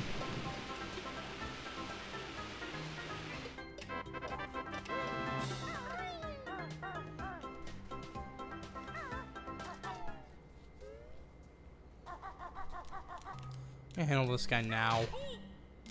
Or he's gonna handle me, apparently. Wow. Alright. B. Oh.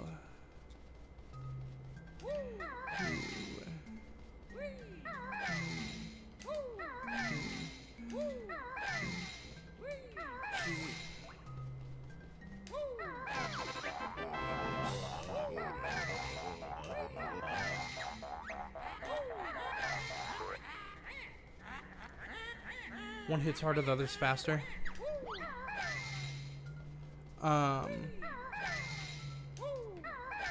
I imagine Adult Link hits harder, and then Toon Link hits or runs faster.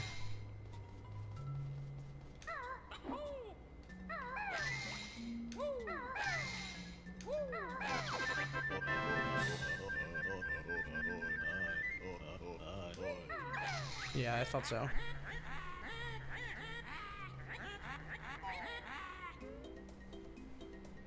Toon Link much faster in general. Yeah, I figured as much.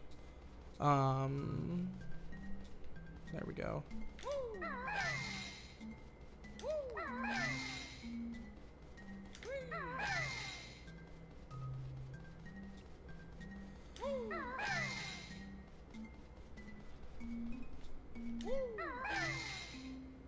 Dude, Zero Suit Samus is ridiculous. She hits hard and she hits fast. That's why I liked playing her.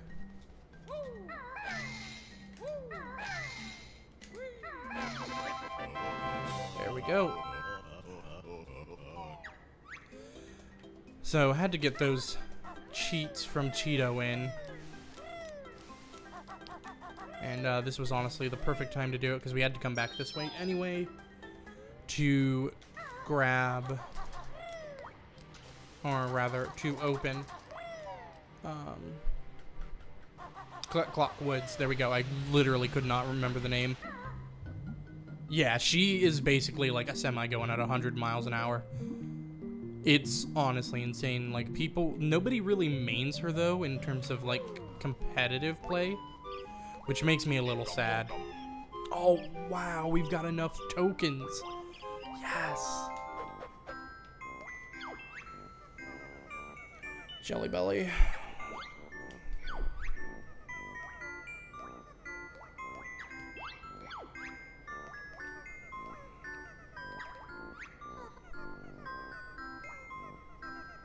Yeah, heal me up. Please do. Thank you. And there we go.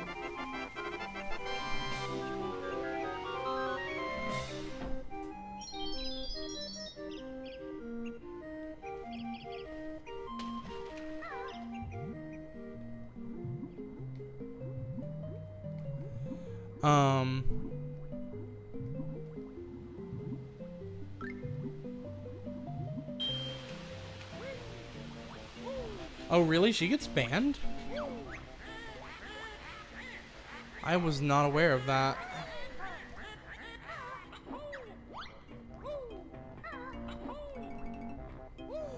I knew, like, I went the wrong way. I knew, like, Meta Knight would get banned because Meta Knight's just stupid fucking cheap.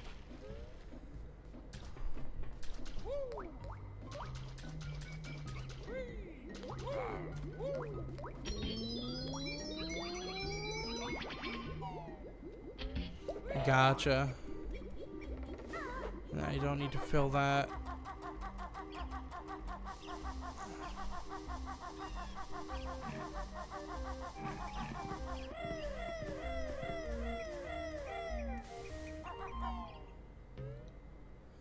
Yeah, Meta Knight is just a pain in the ass. No matter what anybody says, Meta Knight, just fuck him. But, yeah, I'm trying to figure out.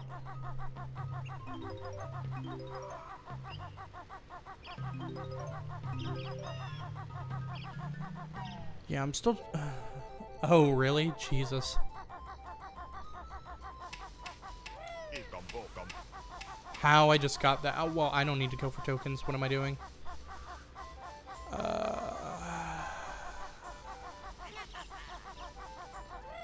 This is like a whole thing.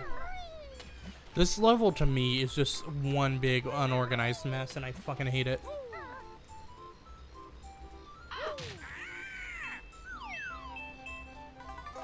But, if I remember right, there's 16 notes in this, in spring.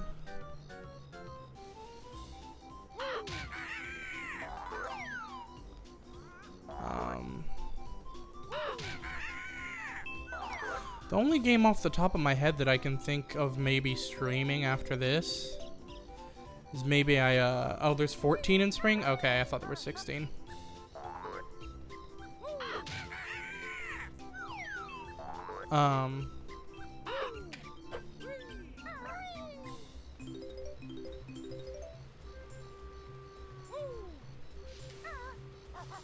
What was I gonna say? Oh, maybe Metroid Prime 2. Maybe I'll do that.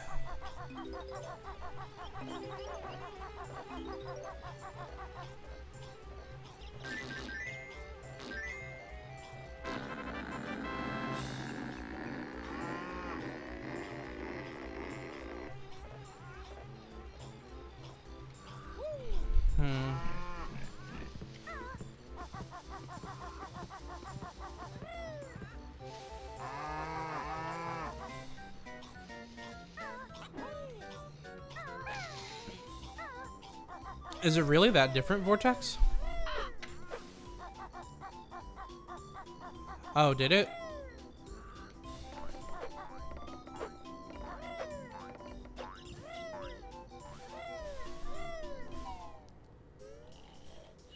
Huh.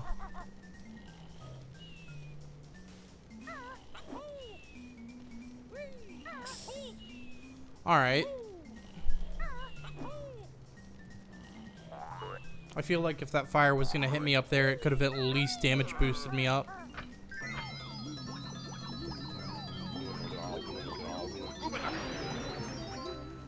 I have no idea, Vortex.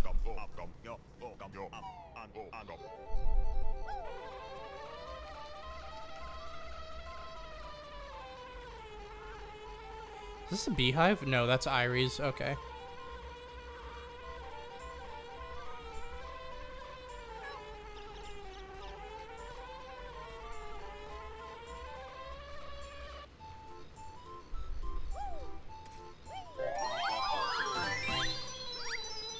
Yeah, this one is a bee.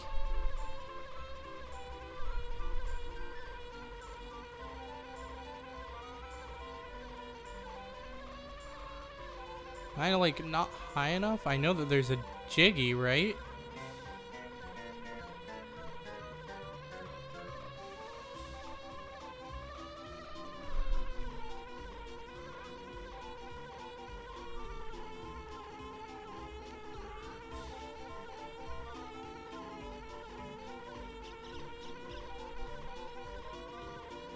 I think it's lower. Okay.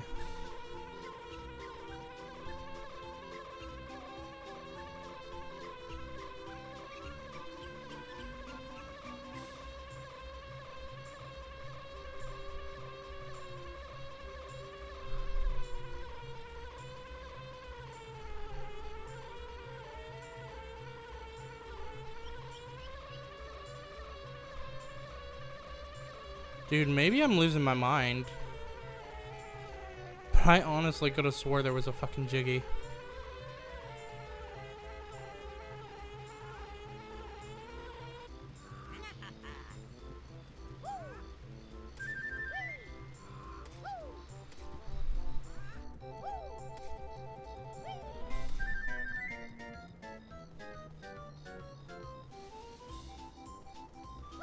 cruise downwards as you circle the tree. Alright.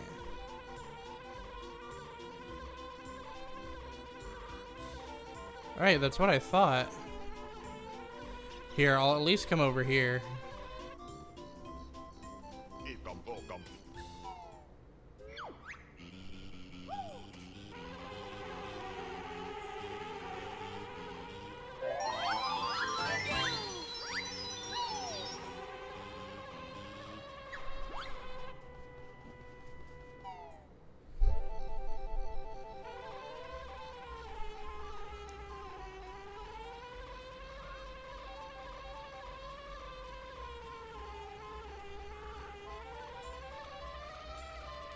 What if it's literally like all the way at the top here and I'm just like super dense or some shit? There it is. As it turns out, that was pretty much exactly true. Alright. Thank God we don't have to deal with the bee ever again. Oh, that's not entirely true. We do have to come back.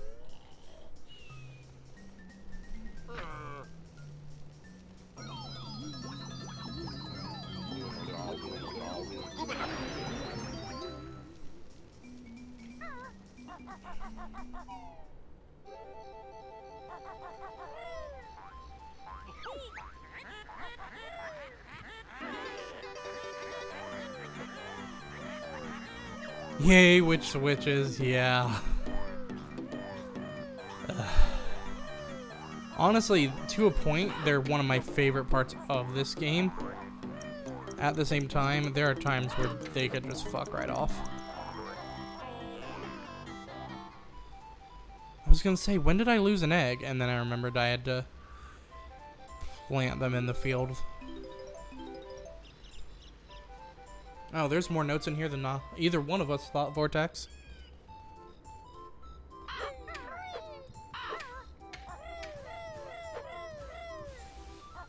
They're a cool addition? What do you mean addition? They were in the original.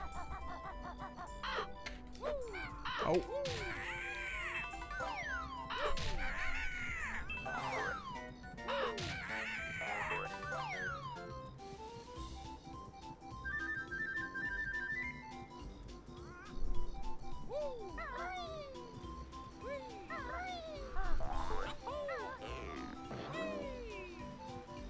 Oh, okay, I was... Sorry, I confused you for, like, talking about, additions to, like, the game, because you've been talking about, like... you've been talking about, like, all these weird different things.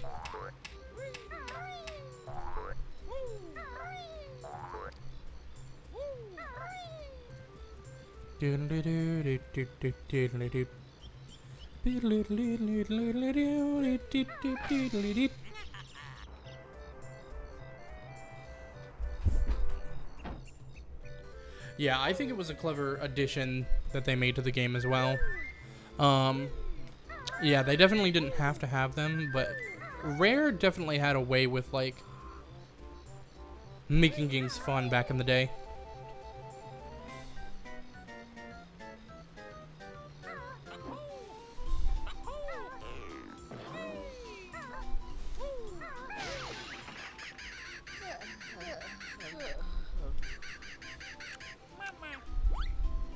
You know what? It might be, Vortex. It might just be that we're getting our seasons confused, because now that I'm thinking about it, it might have been summer that had the few notes, because fall had the most. I know that. Oh man, if I make that, I'm gonna be amazed.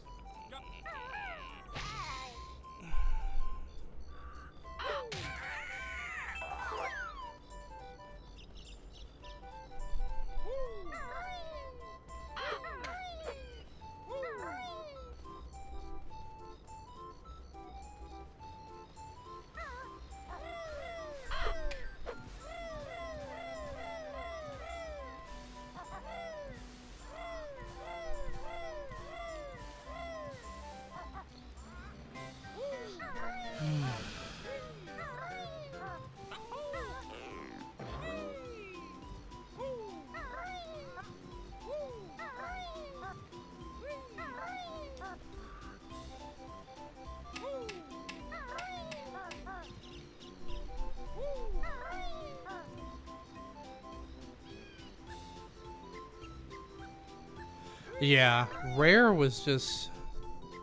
God, I miss the old Rare.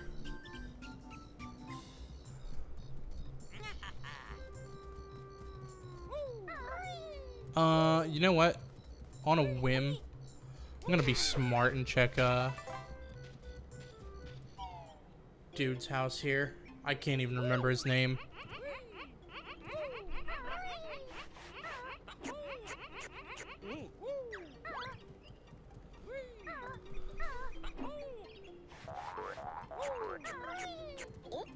Okay, we're good here. Fantastic.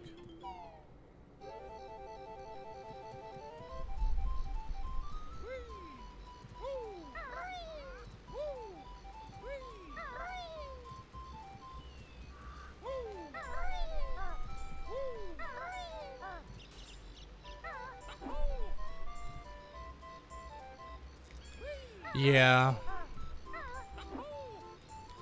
It sucks because Microsoft bought them out, but Microsoft doesn't see their value.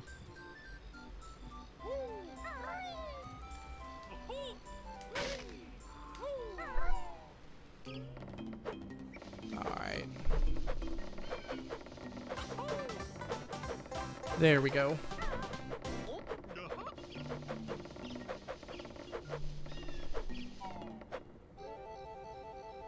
How many notes do I have?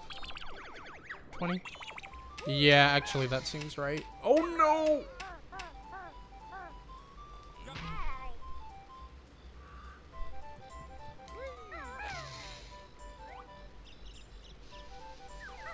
Yeah. Yeah, they did. Vortex, did you end up playing ukulele by chance, by the way?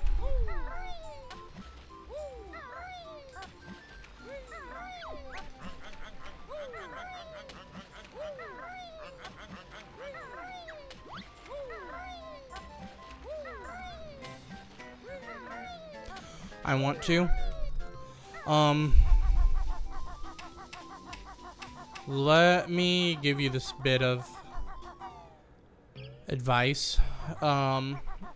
If you think it's going to be a lot like Banjo-Kazooie, it's not. At least it doesn't have the same feel, at least to me.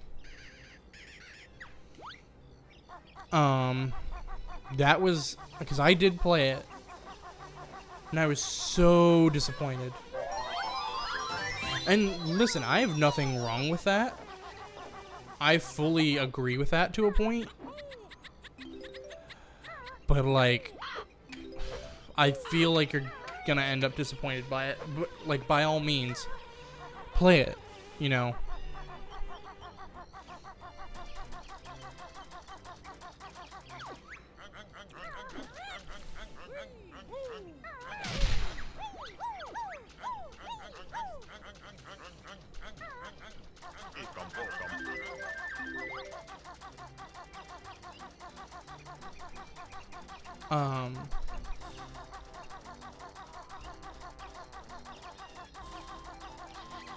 Yeah, I mean, the mechanics play fine.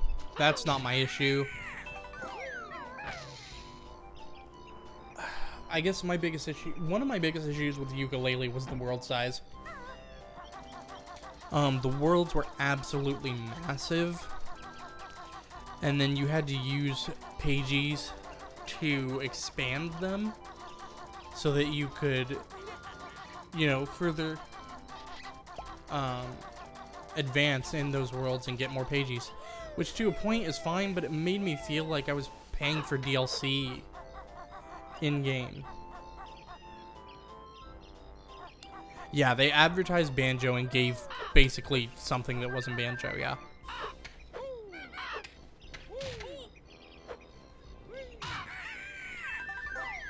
And that's what, like, just killed me.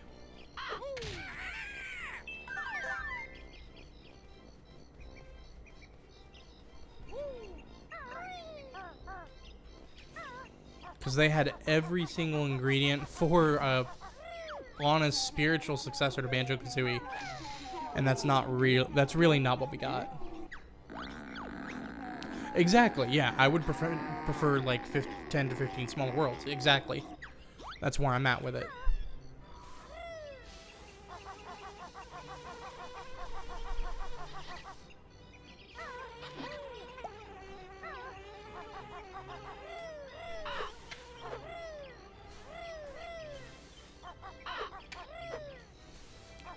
That was more or less where I was at with that game.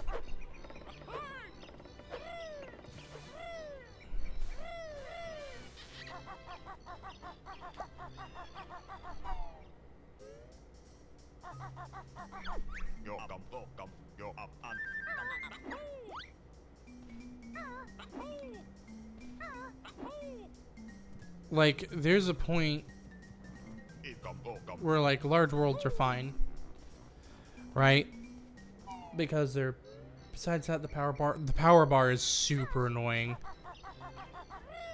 The power bar is the most fucking annoying thing. You run out of it all the time, and then it takes forever to come back. That's honestly probably one of my...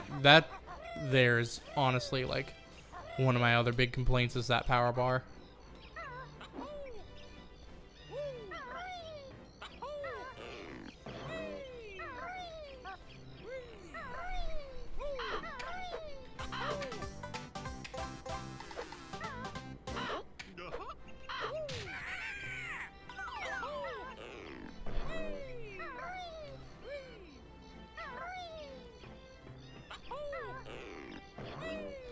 Right, and see, here's my thing.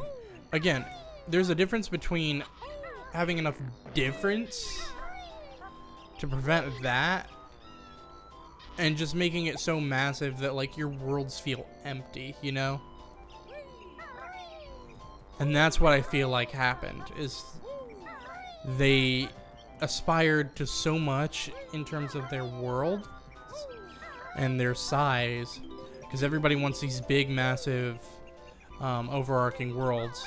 And to a point, I understand that. But they didn't feel like they were filled with much. And that's what got me. Yeah. Good theory, bad execution. That's what the game really comes down to for me.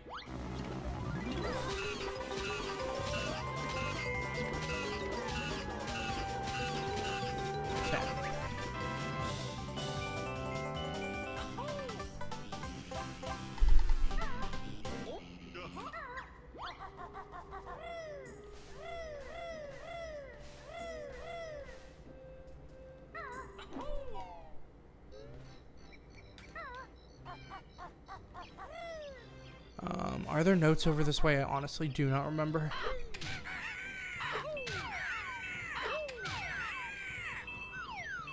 The game does look good. Like, I won't even try to argue that. The game, in terms of graphical style and textures and everything, looks fucking phenomenal. Just again, it was a great theory with bad execution. Actually, I won't even say bad. I would just say subpar. And that's what makes it so heartbreaking. It's kind of like, you know, when people were, like, super hyped for No Man's Sky, you know? Everybody was so fucking hyped for that game. And then No Man's Sky fucking bombed. It was literally just a giant bomb. And, oh, fuck.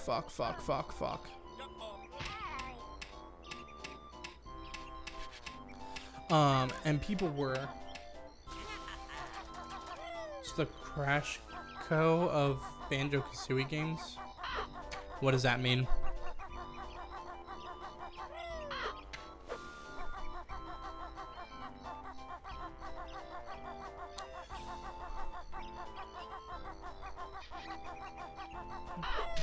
All right.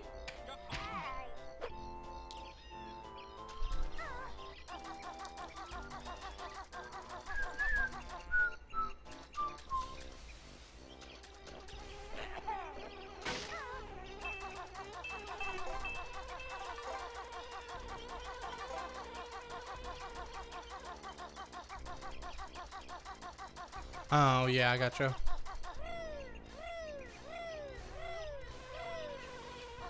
Yeah. Yeah, I could see your comparison then.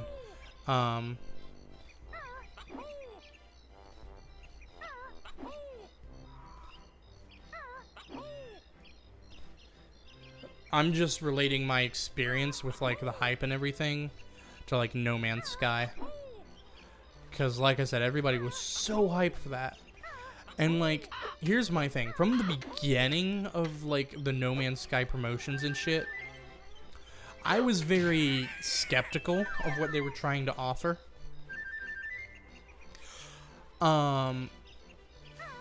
Because it seemed like a sort of Icarus flying towards the sun type thing. You know, you fly too close to the sun and your wings catch on fire and shit, that type of deal. And that was like the literal best example of that metaphor that I could think of in terms of gaming.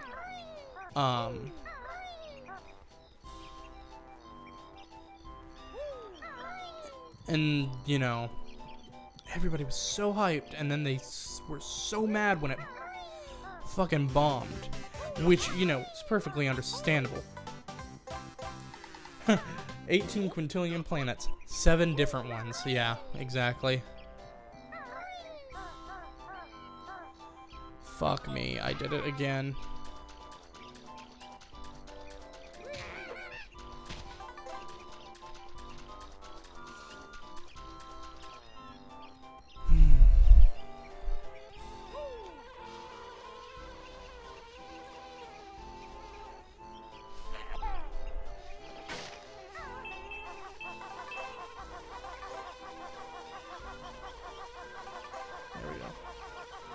It's a hard area to come out of, yeah. I've done it before. Like, I did a 15-hour stream. Where I streamed this 100% and then, Tui 100% back-to-back. And I managed to do it on that stream. Now, granted, this was a long time ago. This was, like, probably approaching a year now. It was actually the night before Ukulele came out. Alright,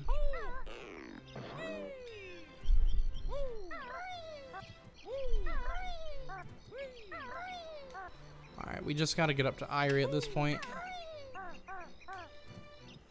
But, yeah, I was doing that to celebrate, you know, Ukulele coming out. Well, yeah, it's an easy thing to, like, mess up, so.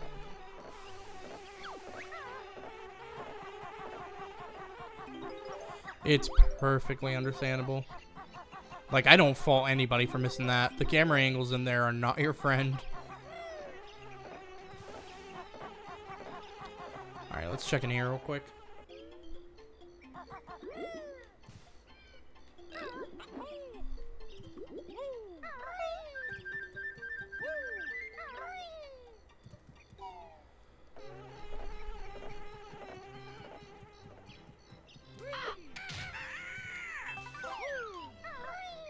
I always find it funny how people, like, really tend to criticize 3D platformers for their camera angles. But then they fail to look at, like, Banjo-Kazooie, which had amazing camera angles. You know. Generally.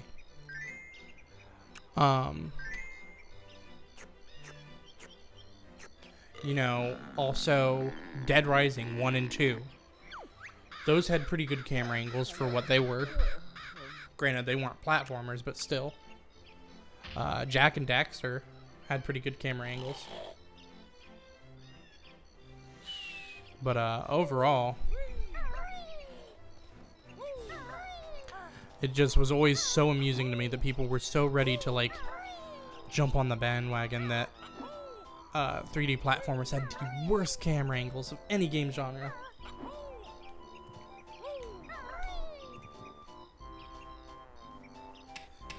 But every game genre has most of its games with terrible cameras. Yeah, I think the only game genre that really gets away from that argument of, oh, look at all these terrible camera angles, is first-person shooters, but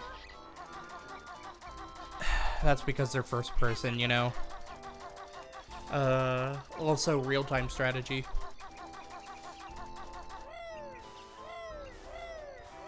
Call of Duty. Really? I don't know, from what I've seen, Call of Duty doesn't really have bad camera angles. It just,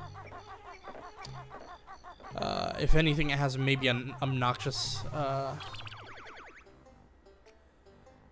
heads-up display, but that's it. Give me a sec, I'm gonna grab some water here.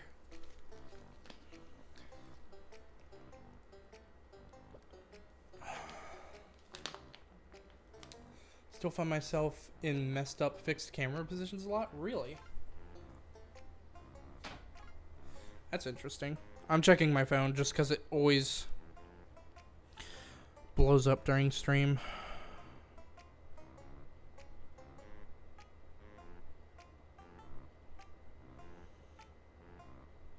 Wow, it's actually behaving today. Alright. I walked away from my camera while playing Modern Warfare 3. Yeah. Dude, I just didn't play Modern Warfare or any of the Call of Duty games because I couldn't stand the fandom. The fandom of those games was just typically, and I say typically because it wasn't everybody, but very typically, it was a lot of really fucking obnoxious people.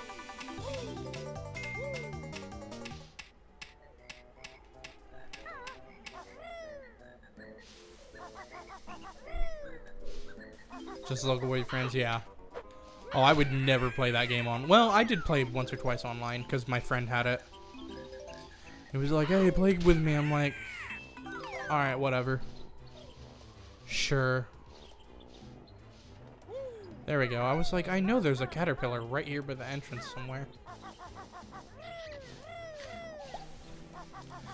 Call of Duty is essentially to me is basically to me the quintessential argument for a fandom makes the game. You know what I mean? Like, you can have this great game and it can be like one of the most fucking amazing things, but there are gonna be people who don't fucking play it just because of the fandom and how, you know, obnoxious or whatever they will be.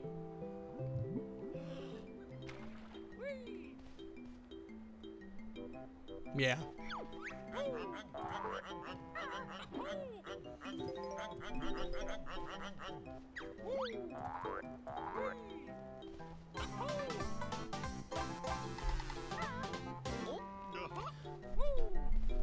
Yeah, I know about the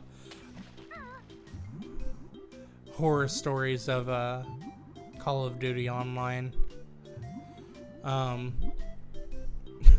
Call of Duty Online made Halo 3 look tame, and that's saying something. Because before Call of Duty came along, Halo was the, like, ravenous crowd of asshats. And I'll fully acknowledge that, because I used to be real big into Halo 3. But, yeah. It was just crazy, dude.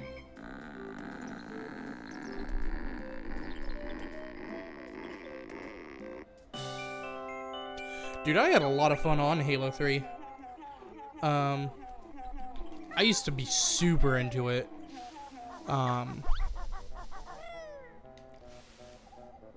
I got really good at on the Lone Wolf playlist.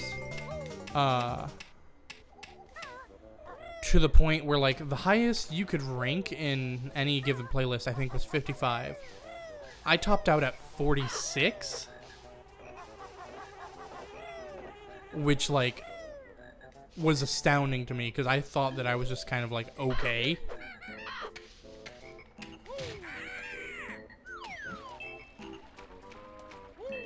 Sentinel Beam was kind of fun.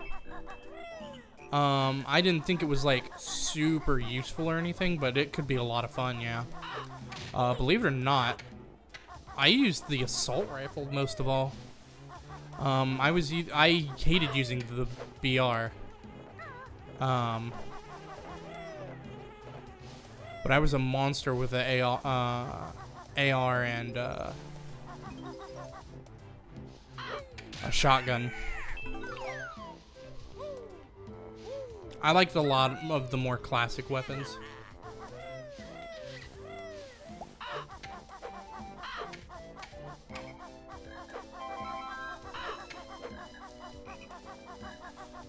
But that was kind of the nice thing about Halo 3 too,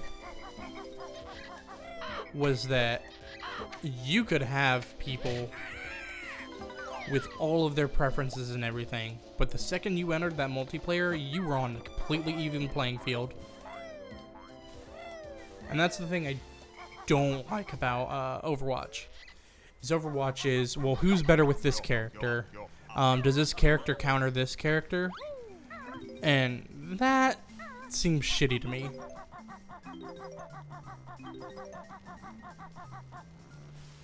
Like, I understand the appeal of it. The BR sucked. Yeah, I wasn't a fan. There were people who were just monstrously good with it.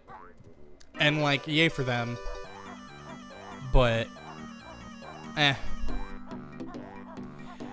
again, it was never my thing.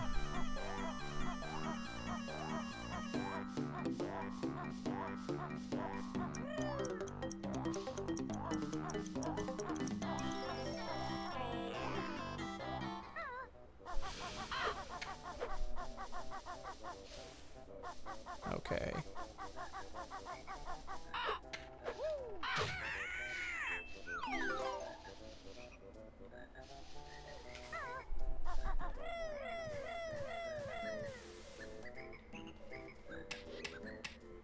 Was super good with the carbine. Carbine was a lot of fun. I was a fan of the carbine versus the BR. Oh shit.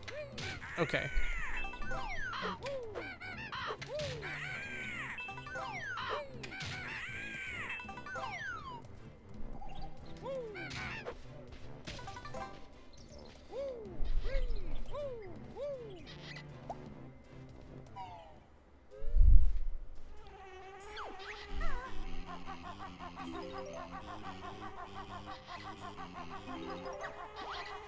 I'll be honest, I cannot wait until fall hits.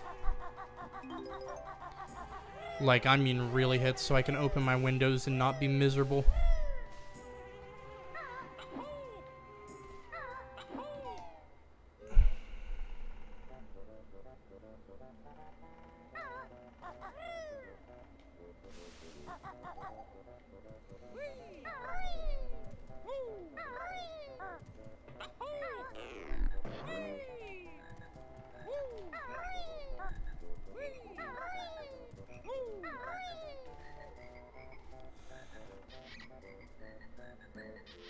Good luck on 100%? Oh, well, thank you.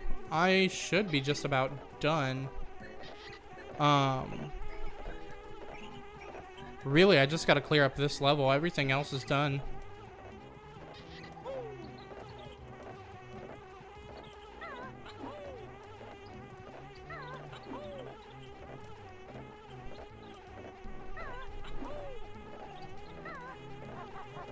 But thank you for stopping by, and hopefully we'll see you again here soon. It's been really good talking to you, dude.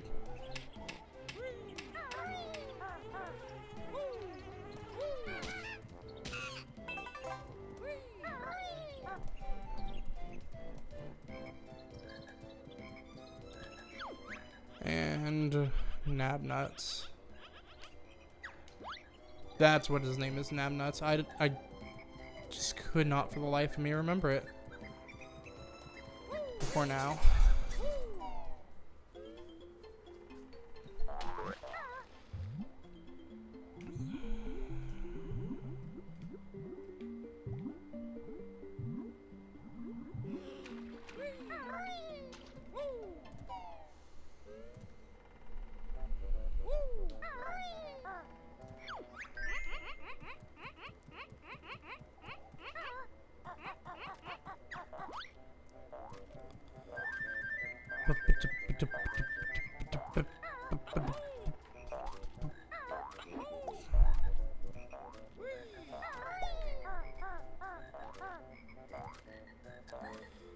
That one always scares me. Or rather, those two.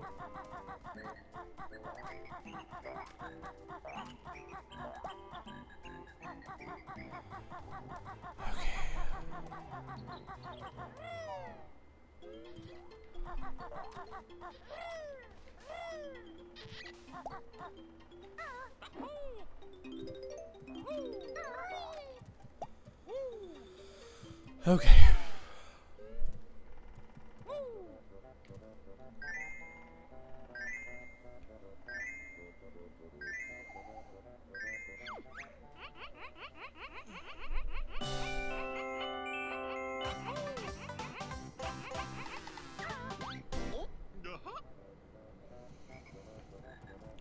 Fantastic. All right.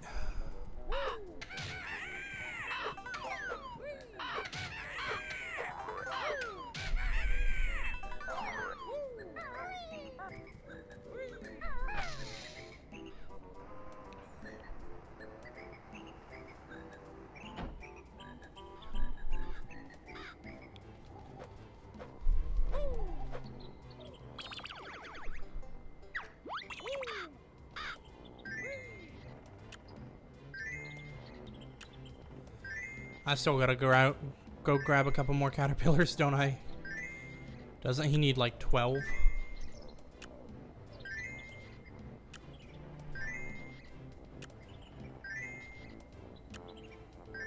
Nope, he just needed 10. Okay, we're good.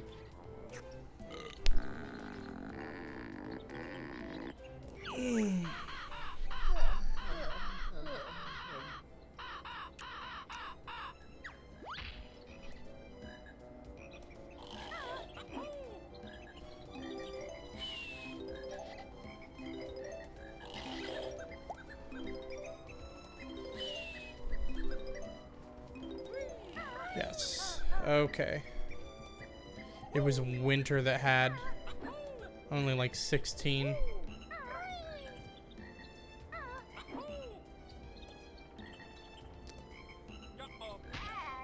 Alright. That's fine. I can tolerate losing 1 health there.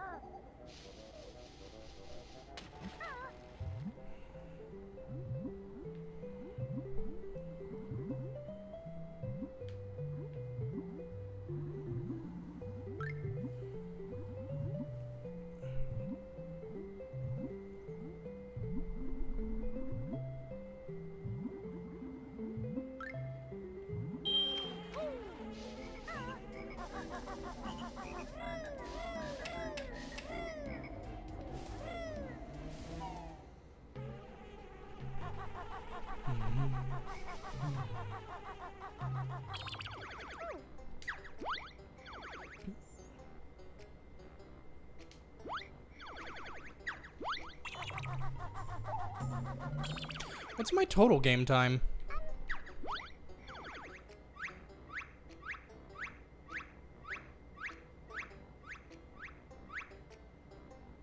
$4:05? It's not bad at all. I'll be right back. I'm gonna run to the bathroom.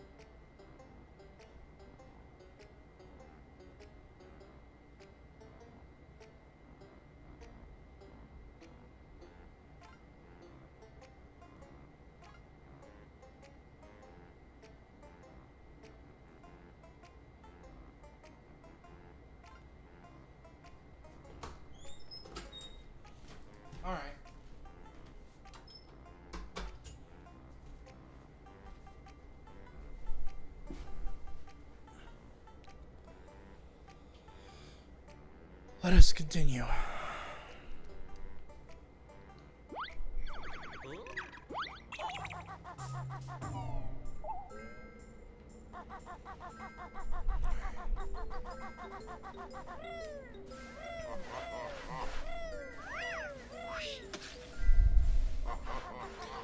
I think I could step on this now, yeah. Okay, good.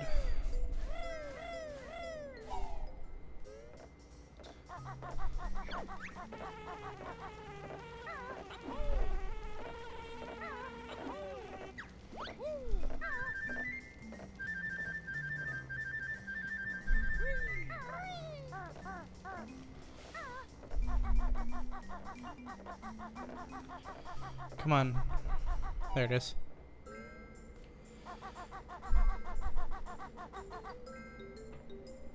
Oh, right.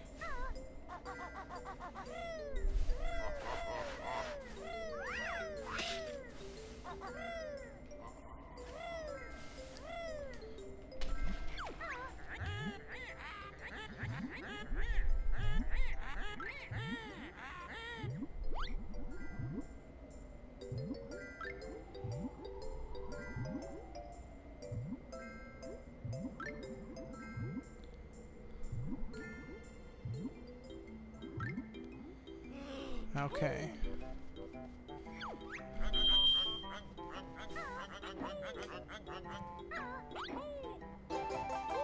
All right.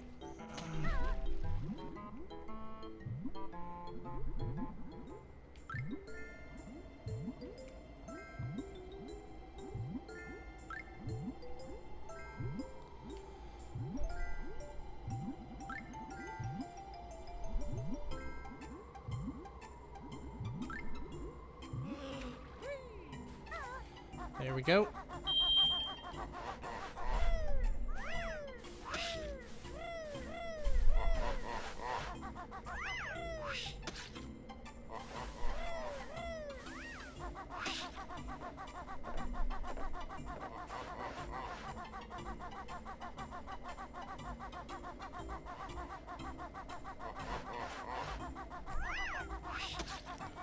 Guess I'll come over and do this.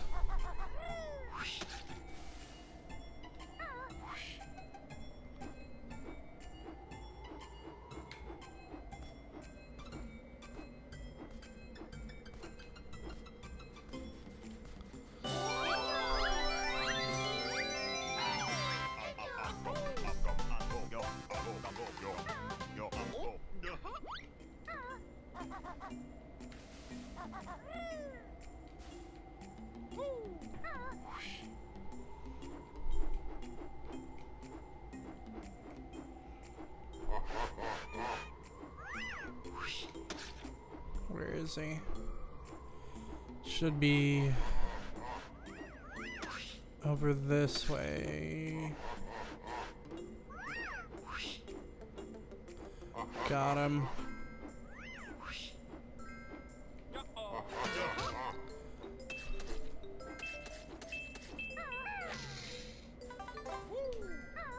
There we go. All right. Hit that wet switch there.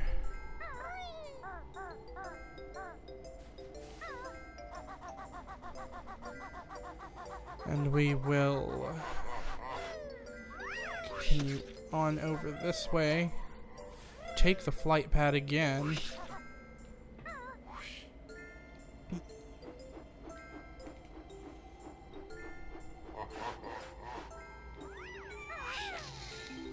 That was so close, and I'm kind of amazed that happened. Or rather, it worked.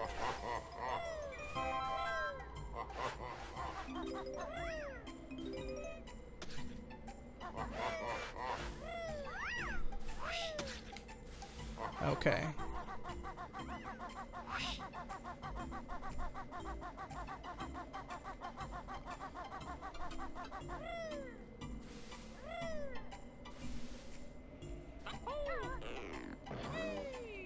All right.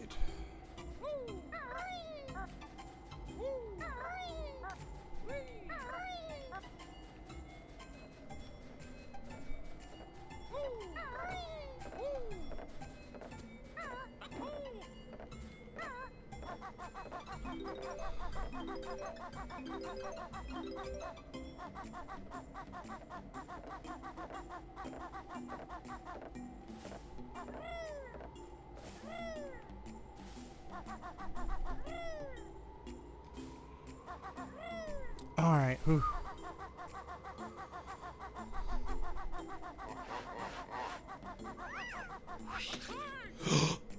You motherfucker.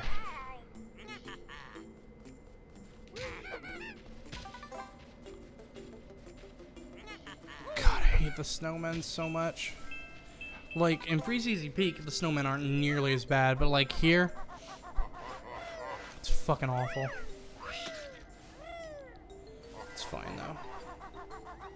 Take the flight pad up and then I'll just murder him like that.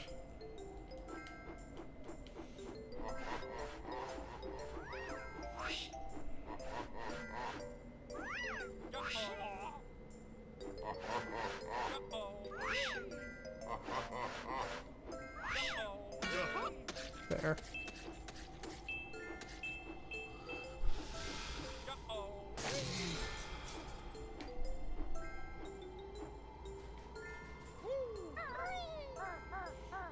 All right.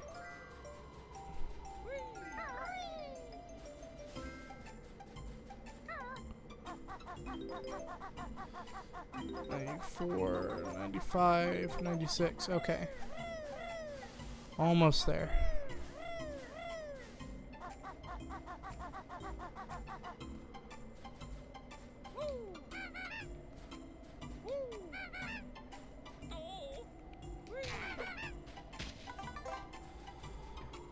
All right.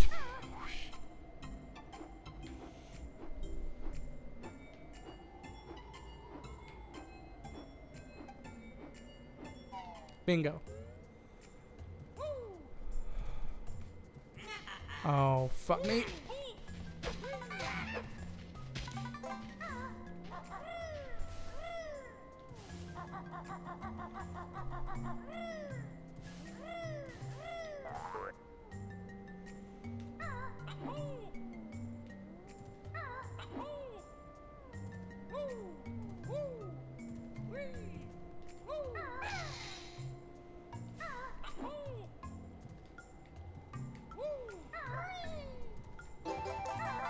There we go. The last bit of health in the game.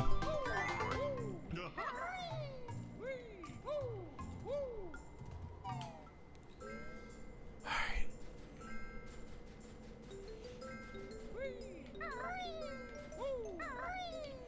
Now to get to Irie and collect these last 4 notes, and we're done.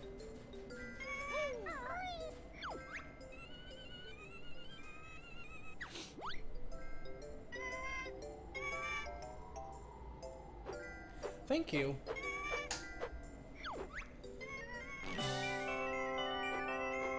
Oh, we still do have one thing left to do technically. We have to go back to spring for it though.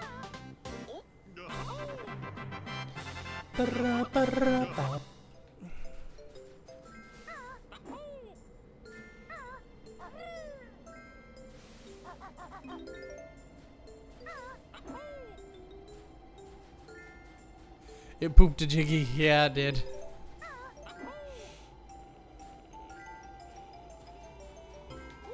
Ooh, that was a little close.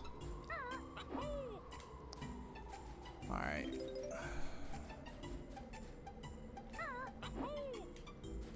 There it is. That's the last one.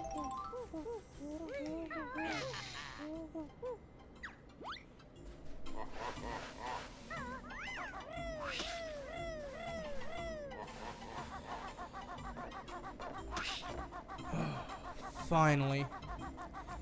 We've got all the notes. We've got all of the Jiggies. Except for one. We are still technically missing one Jiggy in the game. Okay, right, spring. But yeah, now we can go fight Gruntilda.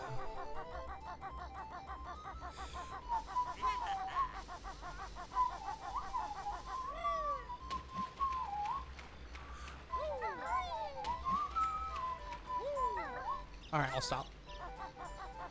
Where is it? I will show you. It's actually part of the reason why we're in spring. Are you here? Yeah, you are. This bird thought it was gonna trick me. Nah.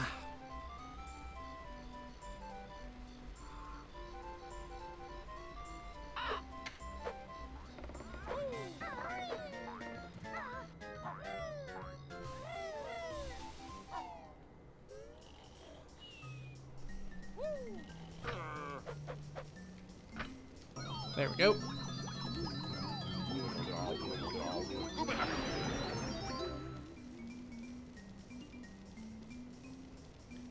God, my controller needs cleaned so bad. Shit just gets in the crevices of the fucking thing, and it gets super annoying. It's all gunked up. If I had the right, screwdriver, I'd do it myself. Do you get to choose the animal you turn into? No, they are assigned per level. So, in Click Clock Woods, it's always a bee. In Mad Monster Mansion, it's always a pumpkin. In Freezeezy Peak, it's always a walrus. Bubble Gloop Swamp is always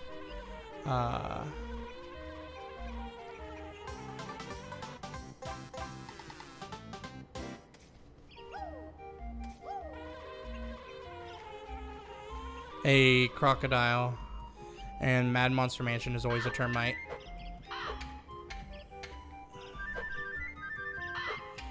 And there's a gnat in my room again.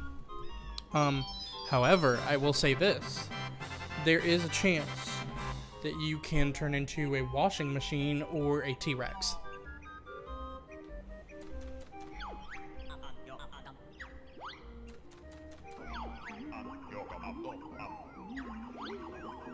Those are both things that can happen.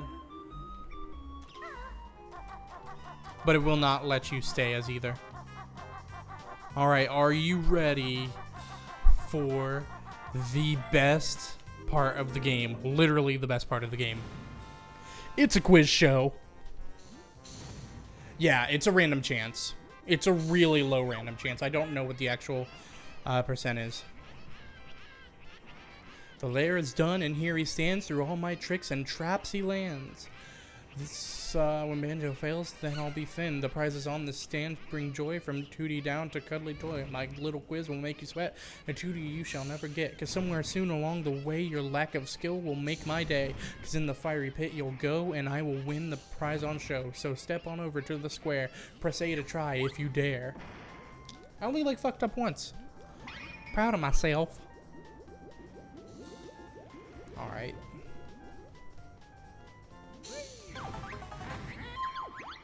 Alright.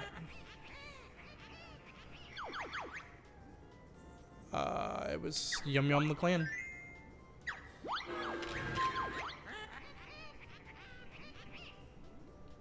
Yes. Yep. Gobi's Valley.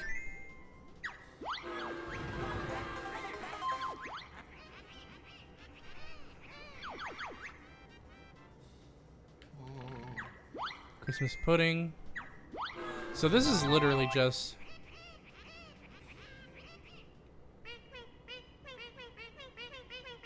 Oh, I know this. Is it Tip Top? Yeah, it's the Turtle Choir. What?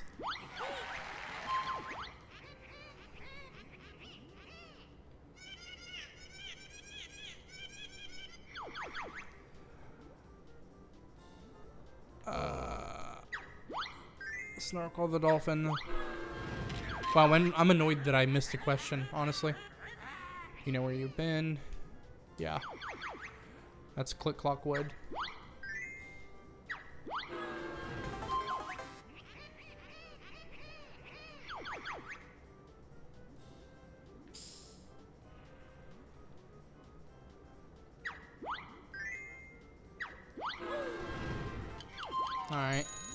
Let's open these.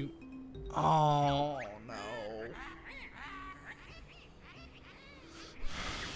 Okay. Fuck. Light blue, red, purple, red. Oh my god. In my life, please.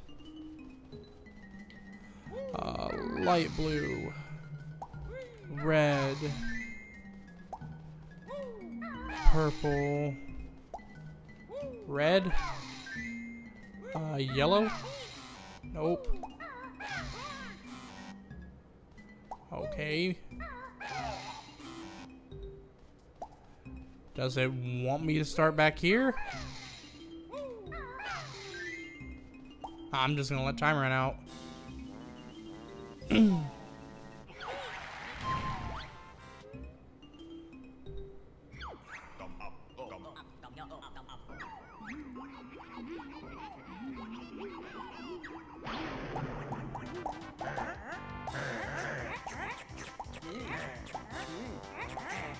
Oh, why did I do that?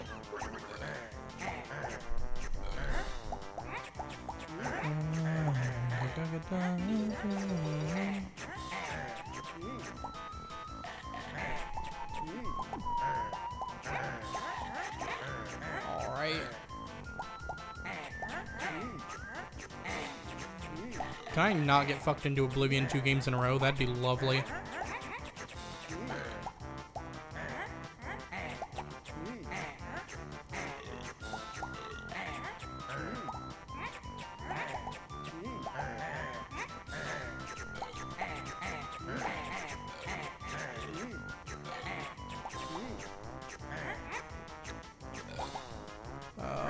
Come on.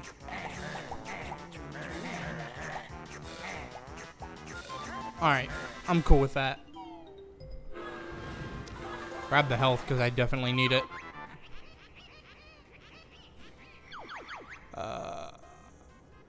Greasy Warthog? Shit.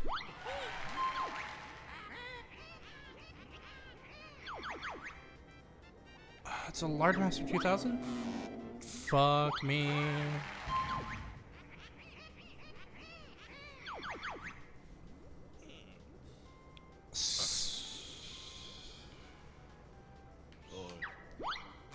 Fuck.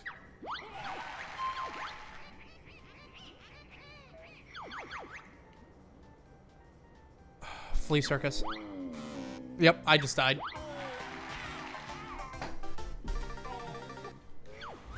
That's why this game is fun, because you can honestly get destroyed on some of these. Bubble Stomp will test your mind. How many turtles did you find? Oh, Jesus. I'm gonna say 8. Rough Rider, sexy. Dude, Grunty's into some interesting shit. Yeah.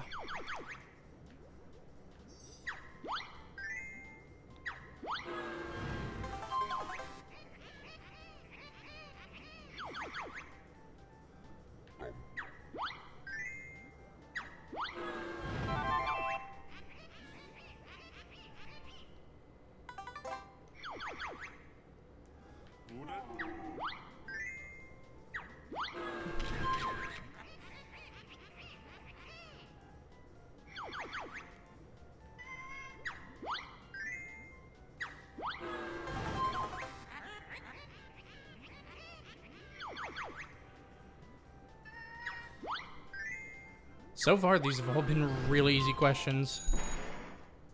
Okay. This one's fairly easy.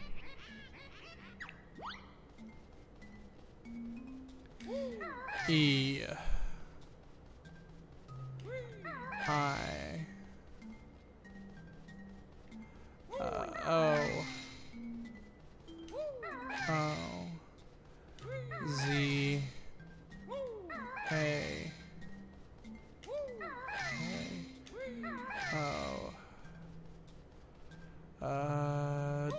J. N. Where's N? There it is.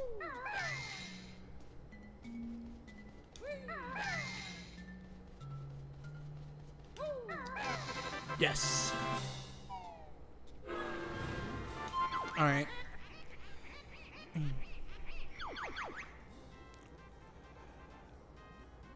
A baby dragon. Wow, fuck me.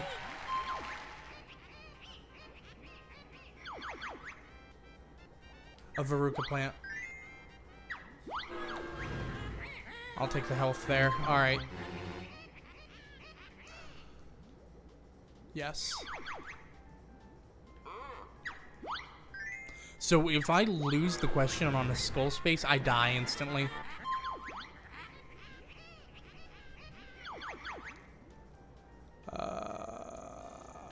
Bursting boils.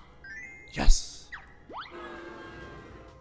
Sometimes you literally just have to guess.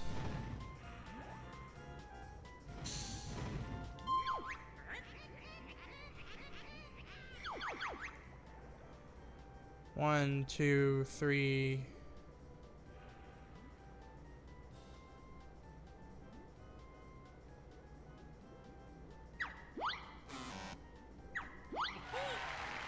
That's a really good question.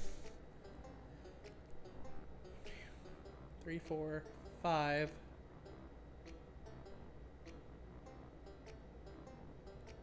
Yeah, I think there's only 5.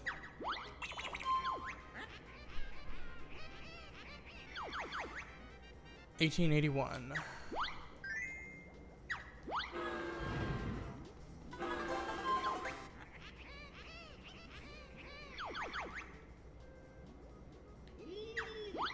A hat. Alright, minigame, what do we got? Yes! So this is one of the minigames that I want, provided that I have gold feathers. 3, 4, 5, 6, 7, 8, 9, 10. Provided I have gold feathers, that is honestly the easiest one to get. What is Granny's favorite drink? Campbell Spit. Damn.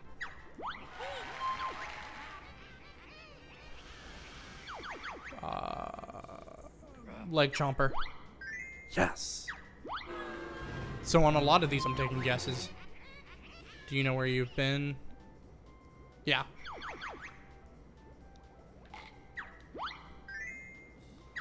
Alright, that's one of 2. Don't be a Granny question. Okay, thank you. Yes.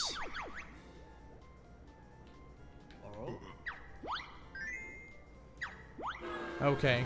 It's extremely bad luck if you get a grunty question on a skull space. Because a lot of times you'll just have to guess. Unless you've gone through and gotten all of them. Yum Yum the Clan. Go ahead and take the health. Yeah. That is bottles. Alright, shitty game. Fuck me.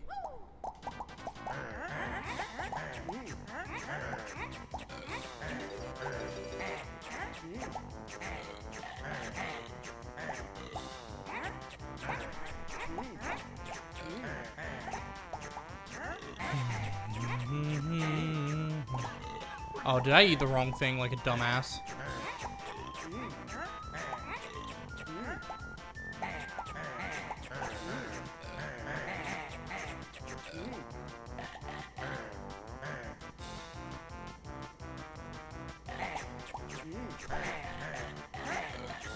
Oh my god.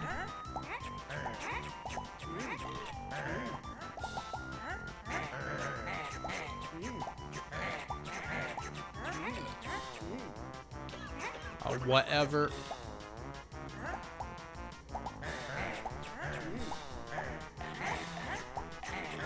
There we go. Okay. I don't know. Fucking 38. Wow, that's correct. Okay. Don't be a Granny question. That's Mumbo's Mountain.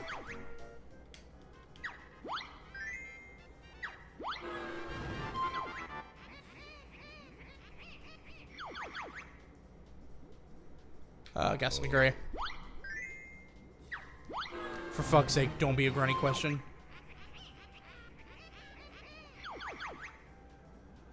Uh, 8 at least. Fuck. Yes.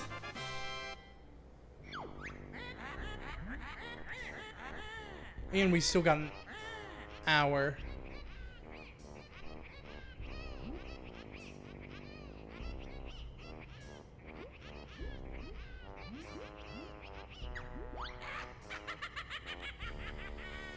Oh. I love this bit. Which prize should we take, Kazooie?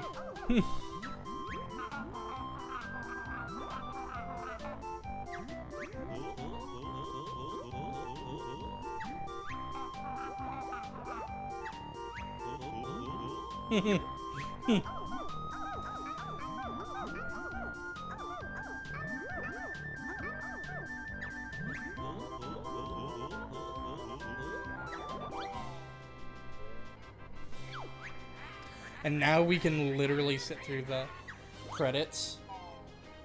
And we can find out the name of every single enemy in the game, because they all have names. Aha!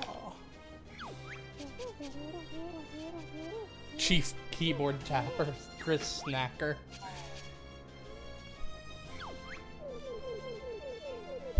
Ooh, shit. Sorry, brushed against the mic there. Did not mean to.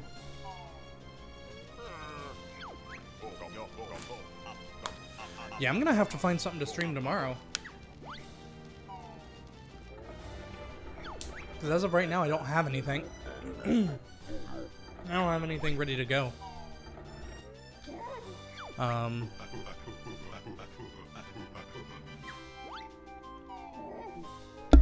shit, sorry.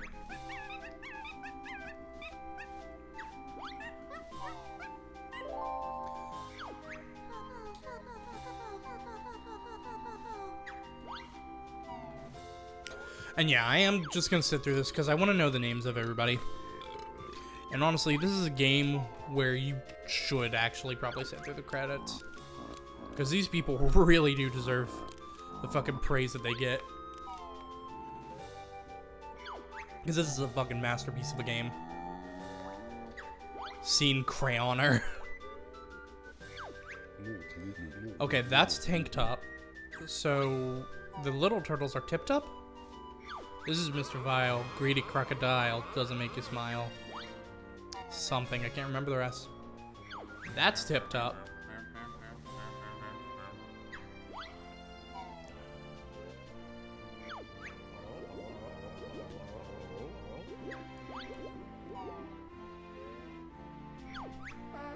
Waza.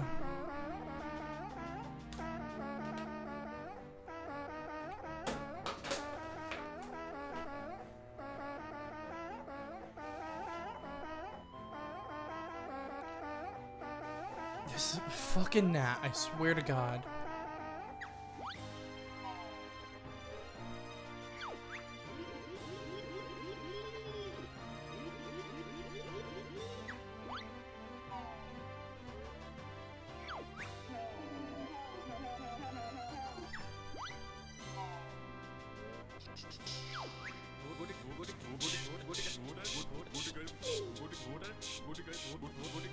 Ruby and Toots. Okay, good to know. Napper.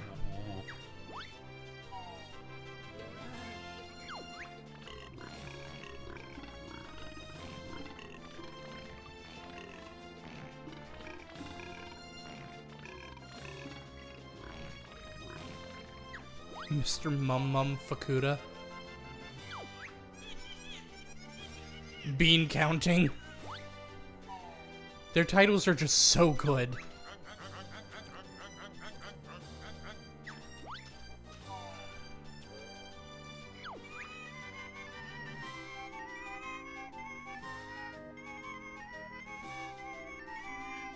See, I also feel like this is like the perfect example of like games being made to be games, not being made to be like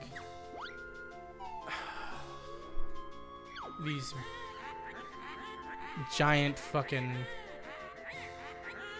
ways of making money, you know? Like, there was still spirit in the games, I guess. Now you get things like Assassin's Creed fucking pumped out 8 times a year.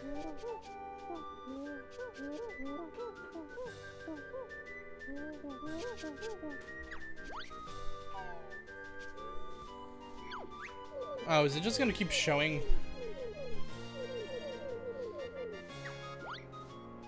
this same shit? Because it already went through. Alright. So it would tell you right there that the game is over, right? 351, 430.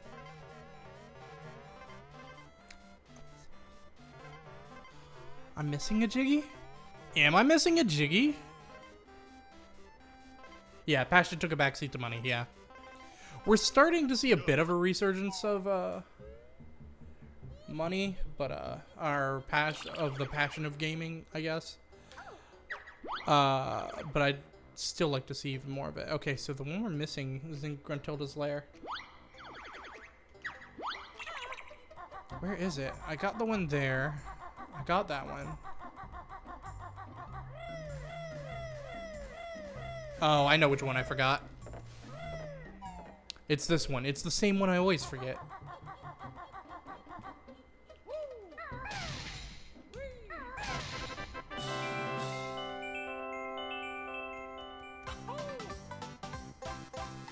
Ba-da-ba-da-ba.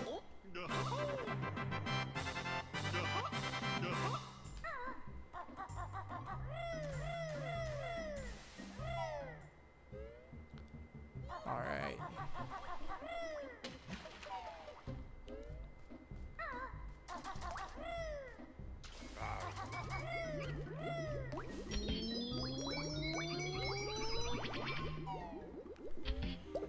All right.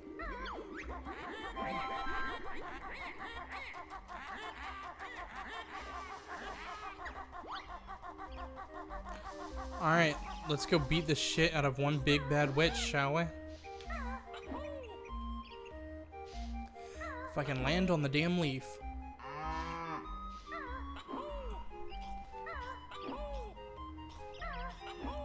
Alright, there we go.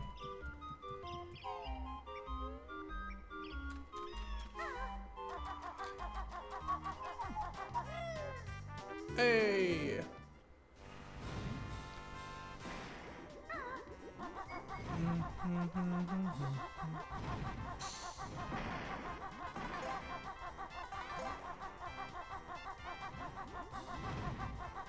Alright. Can I? Wow, I can.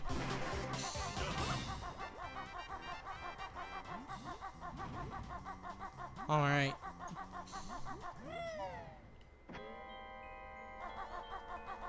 Here is the actual end game.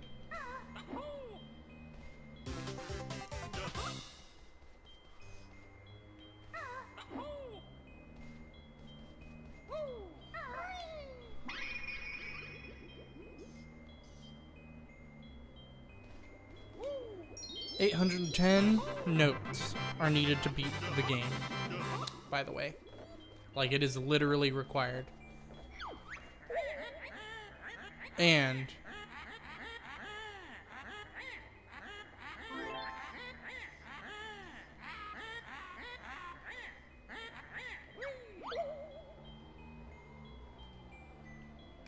there it is.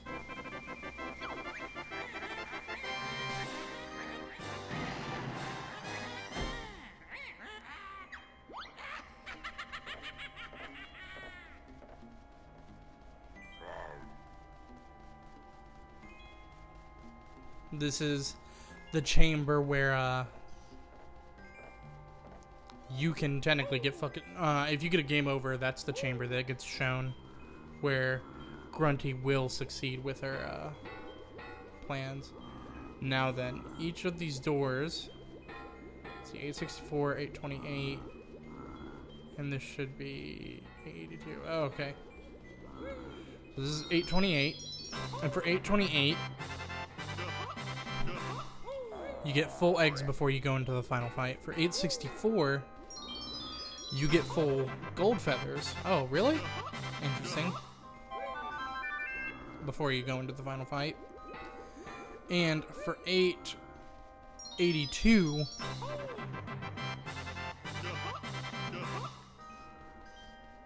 is there another door I'm missing? Oh yeah, for 846, there we go. For 846, you get full red feathers.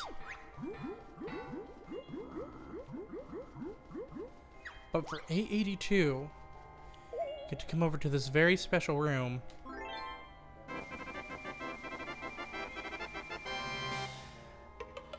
And you get double health, which means we now have a max health of 16 currently.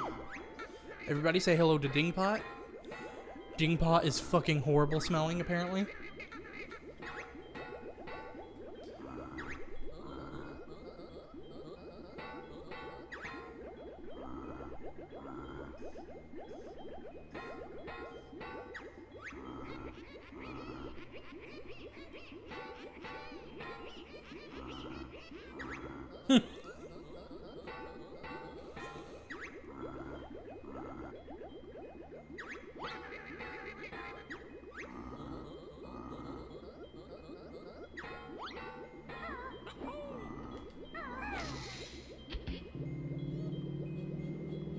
Alright, this is it, the final fight. Let's see if I can do this in one shot.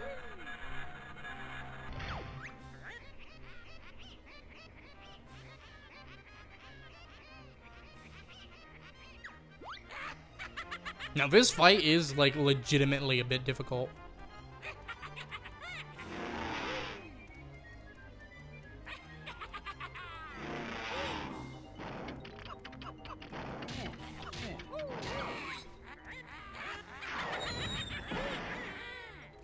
Faith. I have reasonable amount of it, I guess. I have hope. Because there have been times where I've fallen off the tower. There have been times where she just has flat out killed me. Because the end part of this fight is the most obnoxious. The end bit is where if you're gonna actually die in this fight, that's where it's gonna be. Like, to her hitting you, that is.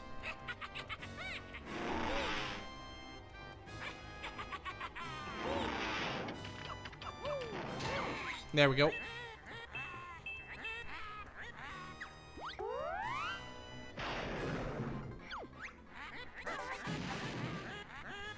There we go. Alright. Yeah. This is where she, like, starts getting difficult.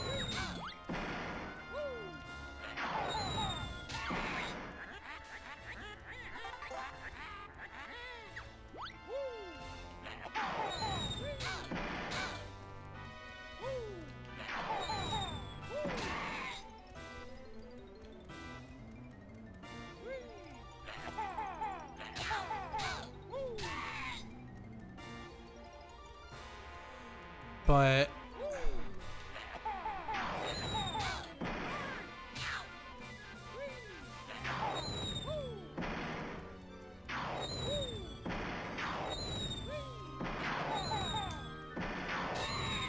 there we go. Magnet spell.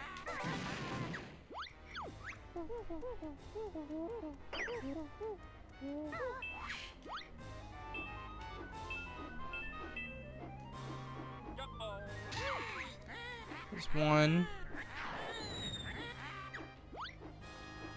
So we've got to hit her multiple times here.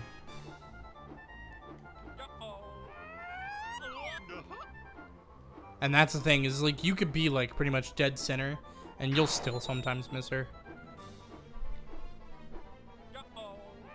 There we go.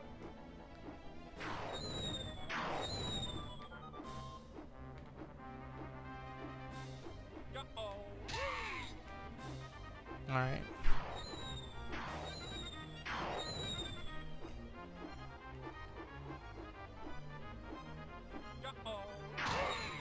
go. Doing good on the flying bit so far.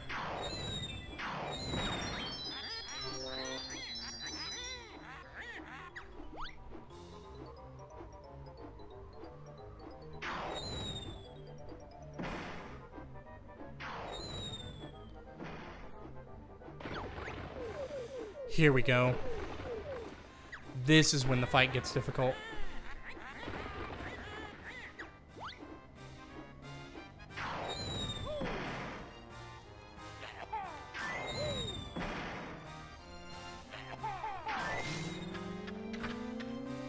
Alright, there's one.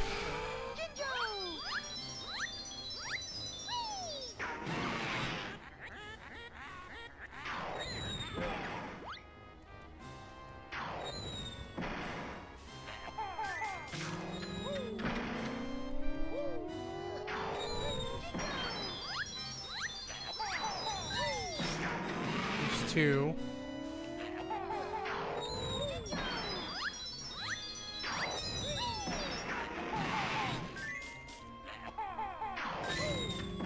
There's three. Gonna grab this health now while I can. Alright. This has been almost a flawless fight. But, as we know,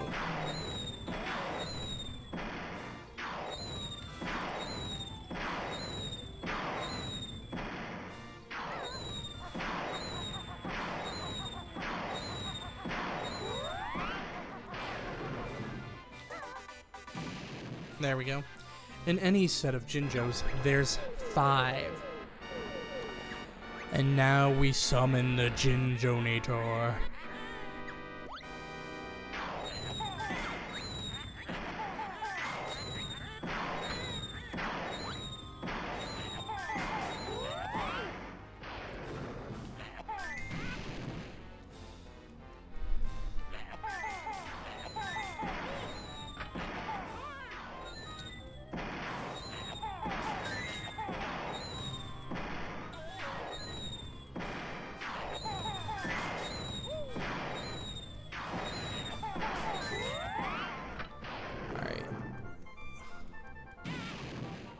Fine. Because there we go. That's it. That's the fight. 2, 3, 4. Yeah, numbers.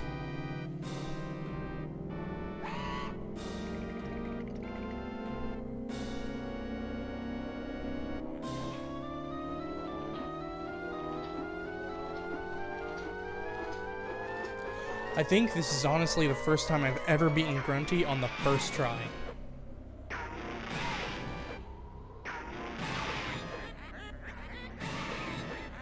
She is normally the biggest pain in the ass to fight. But we did alright that time.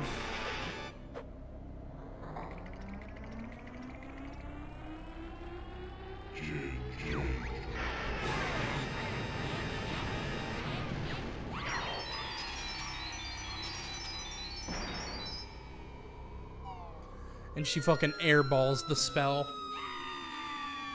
She got close though.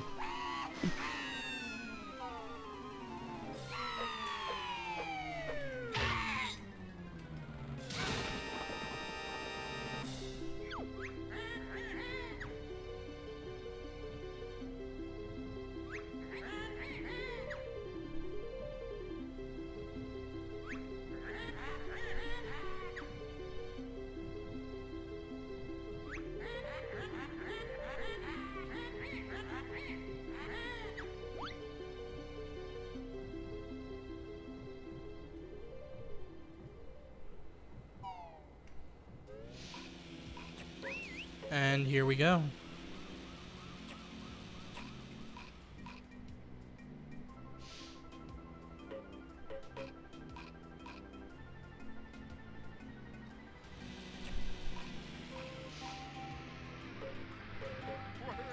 What up, Captain Blubber?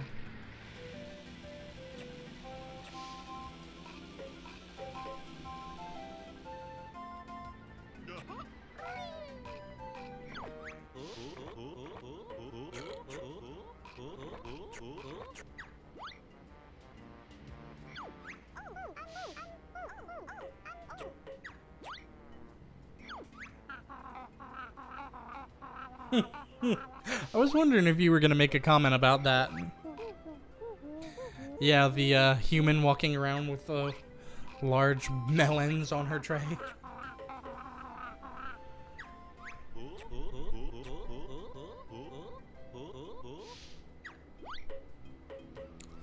This is the one I was talking about watching earlier.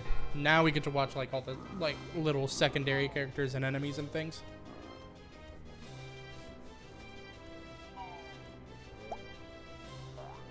Topper. Ball. Collywobble.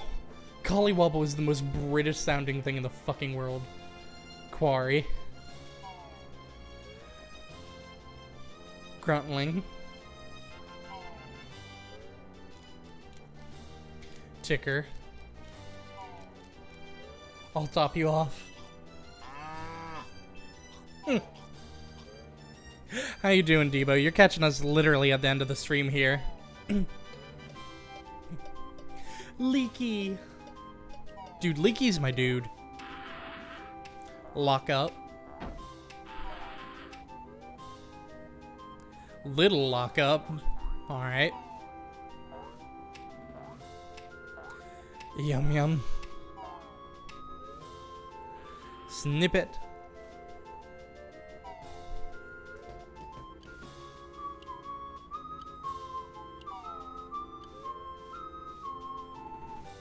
Dude, snacker. Gloop. Big butt. Lol. Grill Champa. Okay. Muty Snippet. Whiplash. I know, dude. You caught us right at the end. I gotta figure out something to stream for tomorrow, though. Like, that's the thing. It's like... tomorrow's gonna be a whole fucking thing. Like, we finished this in 2 days. Honestly, I probably could have finished it yesterday, but...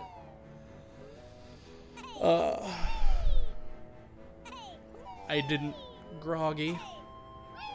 Soggy. And I think the other one's is Moggy? Yeah.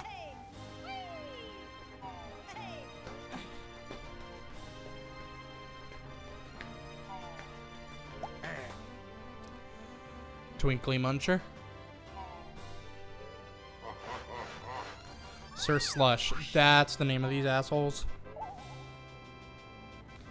Chinker. Jinxie. That's right. The ancient ones.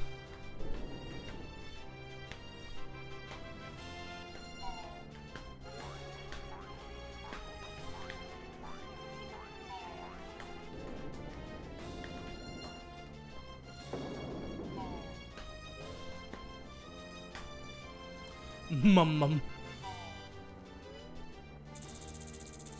Hissed up. Tumblar.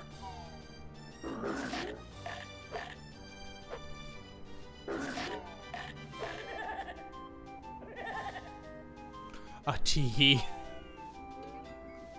What's tomorrow? I don't know. I gotta figure that out. Debo, you're in my Discord, aren't you? If you got an idea, put in a suggestion in.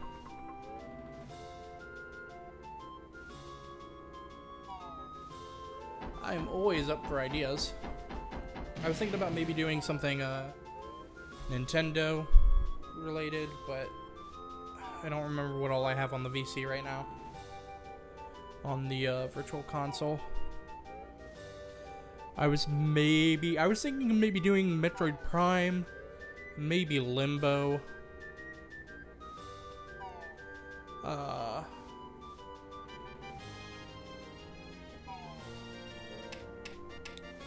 Metroid Prime 2, I should specify. Snare Bear.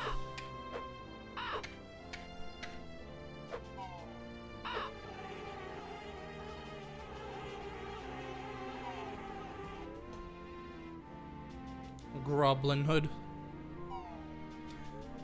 So, yeah, I gotta find something to stream tomorrow. Cheeto, my dude. Do I play any of the Tony Hawk games? I used to. Like, way back when they were out and shit, you know? Back when they first came out and shit. I don't have any of them, no.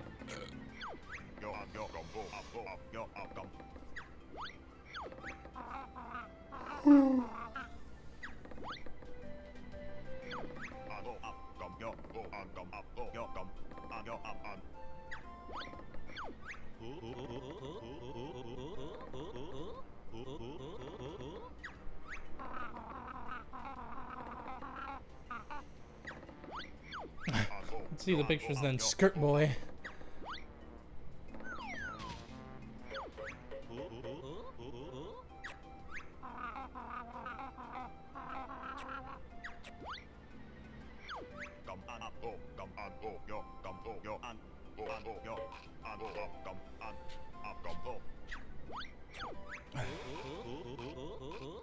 Is it any good? No.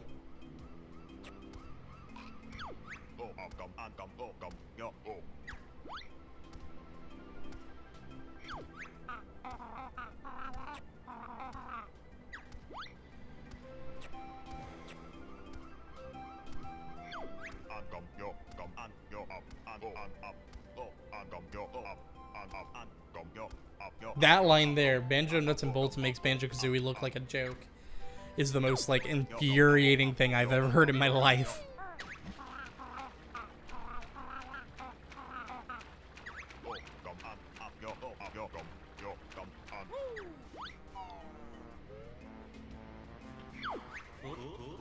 But this is basically just showing you where all the, like, stop and swap items are in the game. Which, I've already gotten, so this is completely irrelevant. But we'll sit through it anyway. I've got nothing else going on at the moment, so...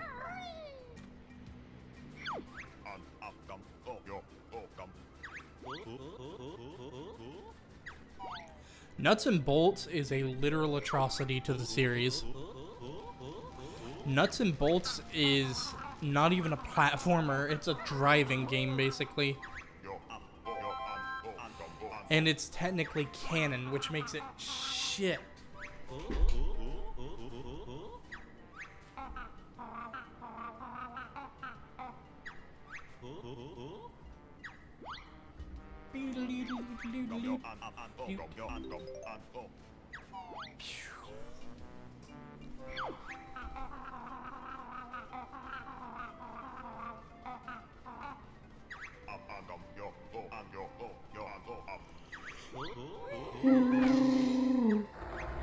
Oh, sorry.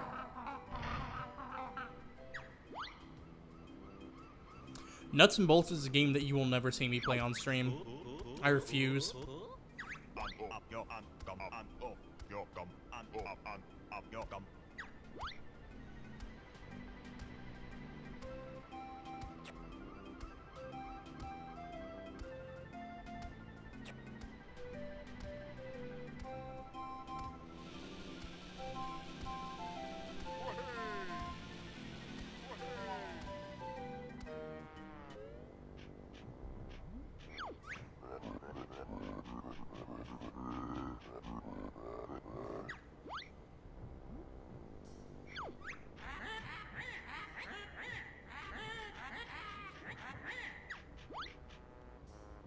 How much money would it take to get you to play?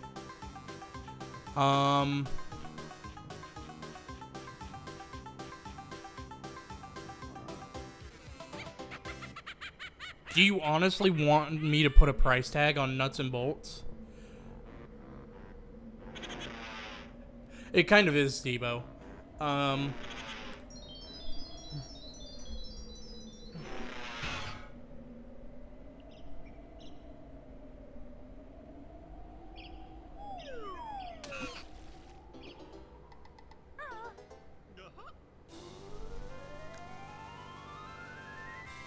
Just for fun. Okay, yeah, I'll play along for a sec. If we're talking just play through it and not 100% completion, I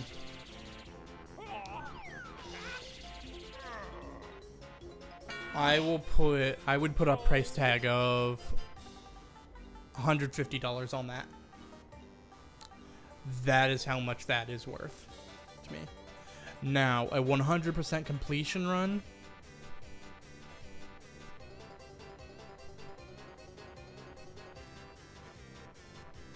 or playthrough of it, 400. Why not? But I'm not gonna do that. I'm not even gonna remotely even put the pause. Like, no, I don't want to do it. Like, I fucking refuse to do it.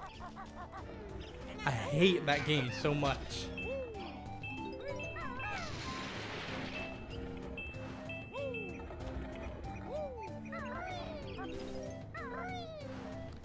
But, yeah. If you guys want to keep talking to me, though, I will be in Discord. Let me take a second. Debo, I think you're in the Discord, but on the off chance you're not, let me throw the Discord link in here real quick.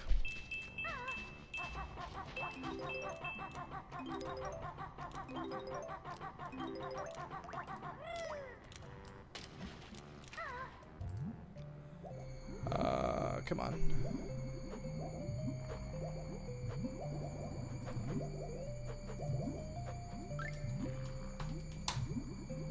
There you go. So yeah, if you guys want to keep talking to me, I'll be on Disc immediately after this. But I'm gonna go ahead and end the stream. And thank you everybody for dropping by, and thank you Vortex for the follow. Play it again. No. I might do it eventually. I would definitely be up for playing this game again someday, but not right now. But I will catch you guys later. And yeah, I'll be in Discord if you want to chat some more. Later. Where the fuck? Oh, the link. Yeah. There you go.